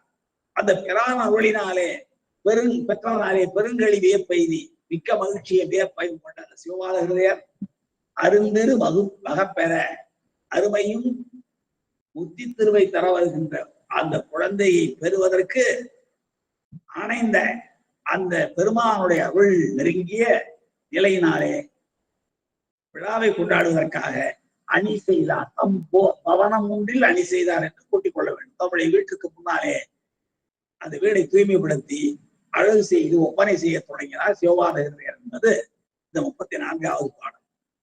அடுத்து 35வது பாட்டு பாருங்க. இந்த ஒரு பாடல் பார்க்கலாம். காதல் குறி சிந்தை மகிழ களி சிறப்பார். அந்த வீட்டுல இருக்கிற ஆடவரும் மகளிரும் காதல் குறி சிந்தை மகிழ, அந்த குழந்தையை பெற்றதனாலே குழந்தையிடத்து அன்பும், அந்த குழந்தையினாலே இந்த உலகம் அடைய போவதனாலே உலக உயிர்களிடத்து அன்பும் கொண்டிருக்கிற ஆடவரும் பெண்டிரும் காதல் குறி சிந்தை மகிழ, அன்பு தொடர்ந்து புரிதல் என்றால் இடைவிடாமல் வந்து கொண்டே இருக்கிற வளர்ந்து கொண்டே இருக்கிற தங்களுடைய சிந்தை மகிழ களி சிறப்பார் மிக்க மகிழ்ச்சி அடைகிறார்கள். மீதணியும் நெய்யணி விழாவோடு திளைப்பார். ஒரு குழந்தை பிறந்தால் அதுக்கு அந்த நெய்யணி விழான்னு சொல்லி நம்ம சிறுத்தொடர் புராணத்தோட வரும். நெய்யணி விழா என்பது அந்த சூதகம் எல்லாம் போக்குவதற்காக செய்கின்ற விழா. அது நெய்யணி சடங்குன்னு சொல்வார்கள். அதை திளைப்பார்கள். அடுத்தது சூதம் நிகழ் மங்கள வினை துழனி பொங்க. சூதம் என்றால் பிறப்பு என்பது பொருள். இந்த இடத்துல பிறப்பு நிகழ்ந்ததனாலே ஏற்பட்ட மங்கள வினை. அப்ப அந்த மங்கள வினையுடைய துழனி என்றால் ஆரவாரமானது மிக சாதக முறை பல. சாதகம் என்றால் சாத கர்மங்கள் என்று சொல்வார்கள். நம்ம கூட பிறந்ததுக்கு பிறகு எழுதி வைக்கிறது சாதகம் தான் பேர் வைக்கிறோம். சாதக கர்மம் என்று சொல்வார்கள். அந்த சாதக கர்மம் என்னன்னா ஆன்மா ஒரு ஆன்மகவுக்குரிய 16 சடங்குகள்ல ஒன்றான். இந்த சாதக கர்மத்தை பற்றி நம்முடைய சிவகவிமணி அவர்கள் மிக விரிவாக எழுதியிருக்கிறார்கள். அந்த சாதக முறை பல சடங்கு வினை செய்வார். ஆடவர் மகளிருமாக சிந்தை மகிழ களி சிறக்கிறார்கள். நெய்யணி விழா கொண்டாடுகிறார்கள். பிறப்பின் நிகழ்ந்தகின்றாலே அந்த மங்கள வினைகளை ஆரவாரத்தோடு செய்கிறார்கள். அவர்கள் சாதக முறைப்படி பல சடங்குகள் செய்கிறார்கள். அந்த சாதக சடங்கு என்றால் என்ன என்றால், ஆண் குழந்தை பெற்றால் 16 சடங்குகள் செய்ய வேண்டுமா. அந்த 16 சடங்குகளில் ஒன்றுதான் சாதகம். அத்திர மந்திரத்தாலே 6 முறை ஹோமம் செய்து அஸ்திராயப்பட்டு சொல்றோம் இல்லைங்களா, அங்க மந்திரத்துல உள்ளது. அந்த அஸ்திர மந்திரத்தினாலே அத்திரமாவனா இந்த எழுத்துமேன்னு சொல்லி பாடுவார் நம்முடைய ஞானசம்பந்த பெருமான். துஞ்சலும் துஞ்சல் இல்லாத பொழுதினம் என்று தொடங்குகிற அந்த பதியத்துல, பஞ்சாக்கர பதியத்துல திணைப்பகைக்கு அத்திரமாவனா 5 எழுத்துமேன்னு சொல்றாங்க. அதுபோல அத்திர மந்திரத்தினாலே 6 முறை ஹோமம் செய்ய வேண்டுமாம். சாதகன்மத்துல ஒரு ஆன்மாவு பிறக்குமானால் அந்த ஆன்மாவுக்கு செய்ய வேண்டிய 16 கர்மங்களிலே ஒன்று, 16 சடங்குகளிலே ஒன்று சாதக முறை படச்சடங்கு. அது 6 முறை ஹோமம் செய்ய வேண்டும் அத்திர மந்திரத்தானே. அதுக்கப்புறம் வாம மந்திரம் தனி உங்களுக்கு வாமதேவாய நமக, அது வாம மந்திரம். அதனாலே மகவை முகமெதிர் நோக்கி பஞ்ச பிரம மந்திரத்தாலே உச்சி மோத வேண்டும். இது ஒரு சடங்கு. பஞ்ச பிரம மந்திரம் என்னன்னு தெரியும் உங்களுக்கு. ஈசான முத்திய நமக, தற்புழாய நமக, அகோரமுத்திய நமக, வாமதேவாய நமக, சத்யவிஜான முத்திய நமகன்னு சொல்லி இது பஞ்ச பிரம மந்திரம். அங்க மந்திரம் பிரம்ம மந்திரம் ரெண்டும் சேர்த்து 11 மந்திரங்கள். அதுல இந்த பஞ்சபிரம மந்திரத்தினாலே உச்சி மோந்து தற்புள்ளத்தினாலே வரக்காதில் செலுத்துதல். தற்புருஷ மந்திரத்தினாலே வரக்காதில் ஏதோ ஓதுவது. அப்போ வாம மந்திரத்தினாலே மகவை முகம் எதிர் நோக்கி வாம மந்திரம் சொல்லி முகத்தை பார்த்து, பஞ்சபிரம மந்திரத்தினாலே உச்சி மோந்து, பஞ்சபிரமம் தான் ஈசானம், தற்புருடம், அகோரம், வாமதேவம், சத்யோஜாதம் என்று சொல்லப்படுகிற பஞ்சபிரம மந்திரம். இதுல நமக சேர்த்துக்கிட்டா மந்திரம் ஆயிடும். ஈசானாய நமகா, அகோர முக்திய நமகா, வாமதேவாய நமகா, சத்யோஜாத முக்திய நமகான்னு சொல்லி பரம மந்திரம். அந்த பஞ்சபிரம மந்திரத்தினாலே குழந்தைகளுடைய உச்சி மோந்து தற்புருஷ மந்திரத்தினாலே மறக்காதிலே ஓதுவதுதான் இந்த சாதக மந்திரம், சாதகம் சடங்கு என்று குறிப்பிடப்பட்டிருக்கிறது. அந்த போல சாதக முறை பல சடங்குகளை எல்லாம் செய்கிறார்கள். இன்னும் மாமறை விழுக்குல மடந்தையர்கள் தம்மில் தாமொரு மகிழ்ச்சியோடு சாயல் மயிலென்ன தூமணி விளக்கோடு சுழற்குழைகள் மின்ன காமர் திரு மாளிகை கவின் பொலிவு செய்தார் என்று பெண்களுடைய ஒரு செயலை இங்கே சொல்கிறார். அவர் நிறைய செய்யறாங்க. அதுல இந்த 36வது பாட்டு மட்டும் இன்னைக்கு பார்த்துக்குவோம். எஞ்சியவற்றை அடுத்த வகுப்பில பார்க்கலாம். மாமறை விழுக்குல மடந்தையர். மடந்தையர்னா பெண்கள், விழுக்குலம்னா மேலான குலம். வேதம் ஓதுகின்ற மேலான குலத்தை சேர்ந்த. விழு என்றால் மேலான அர்த்தம். ஒழுக்கம் விழுப்பும் தரலால் ஒழுக்கம் உயிரினும் ஓம்பப்படும். விழு என்றால் மேலான அர்த்தம். மாமறை என்பது பெருமைக்குரிய வேதம். அந்த பெருமைக்குரிய வேதத்தை ஓதுகின்ற மேலான குலத்தில் பிறந்த மடந்தையர்கள் பெண்கள் தம்மில் தாம் ஒரு மகிழ்ச்சியோடு அவர்கள் பெறுகிற மகிழ்ச்சியோடு சாயல் மயில் என்ன மயில் போன்ற சாயலையோடு செல்லுகின்ற அந்த பெண்கள் தூமணி விளக்கோடு கையில் மணி விளக்கு எடுத்து அழகான விளக்கேந்தி செல்கிறார்கள். அவ்வாறு அவர்கள் விளக்கேந்தி செல்கிற பொழுது அவர்கள் காலில் அணிந்திருக்கிற குழைகள் எல்லாம் மின்னுகின்றன. விளக்கினுடைய ஒளி பட்டு அது எது ஒழிக்கிறது மின்ன. காமர் திரு மாளிகை, அது விருப்பத்தை தரத்தக்க அழகான மாளிகை. அந்த மாளிகையில கவின் பொலிவு செய்தார். மேலும் அழகுக்கு யாரே அழகு செய்வார் போல அந்த அழகான மாளிகைக்கு மேலும் கவின், கவின் என்றால் அழகு என்பது பொருள், அழகை பொலியும்படியாக அந்த பெண்கள் செய்தார்கள். இந்த 10 நாட்களுக்கும் செய்கின்ற சடங்குகளிலே முதல்ல தன்னுடைய வீட்டுக்கு முன்னாலே சிவபாதகிருதேயர் பல அணிகளை செய்தார். பெண்களெல்லாம் பெண்களும் ஆடவர்களும் களிப்பில் சிறந்தார்கள். நெய்யணி விழா கொண்டார்கள்.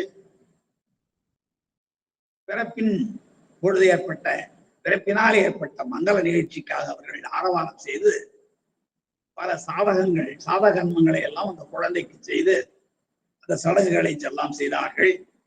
பெண்கள் பெருமைக்குரிய மறைக்குலத்திலே மேலான குலத்திலே தோன்றிய அந்த பெண்கள் தங்கள் தாமர மகிழ்ச்சியோடு அவர்கள் அடைகின்ற அந்த மகிழ்ச்சியோடு மயிலை போன்ற சாயலுடையவர்களான பெண்கள் தூய மணி விளக்கை அழகான விளக்கை கையில் ஏந்தி செல்கிறார்கள். அந்த விளக்கும் மின்னுகிறது. அந்த விளக்கினுடைய ஒளிபட்டு அவர்கள் காதில் அணிந்திருக்கின்ற உழை காதணிகள், அது ஒளி வீசுகிற காதணிகள், அவையும் மின்னுகின்றன. அவ்வாறு மின்ன அவர்கள் விளக்கேற்றுகிறார்கள் இல்லங்களில்.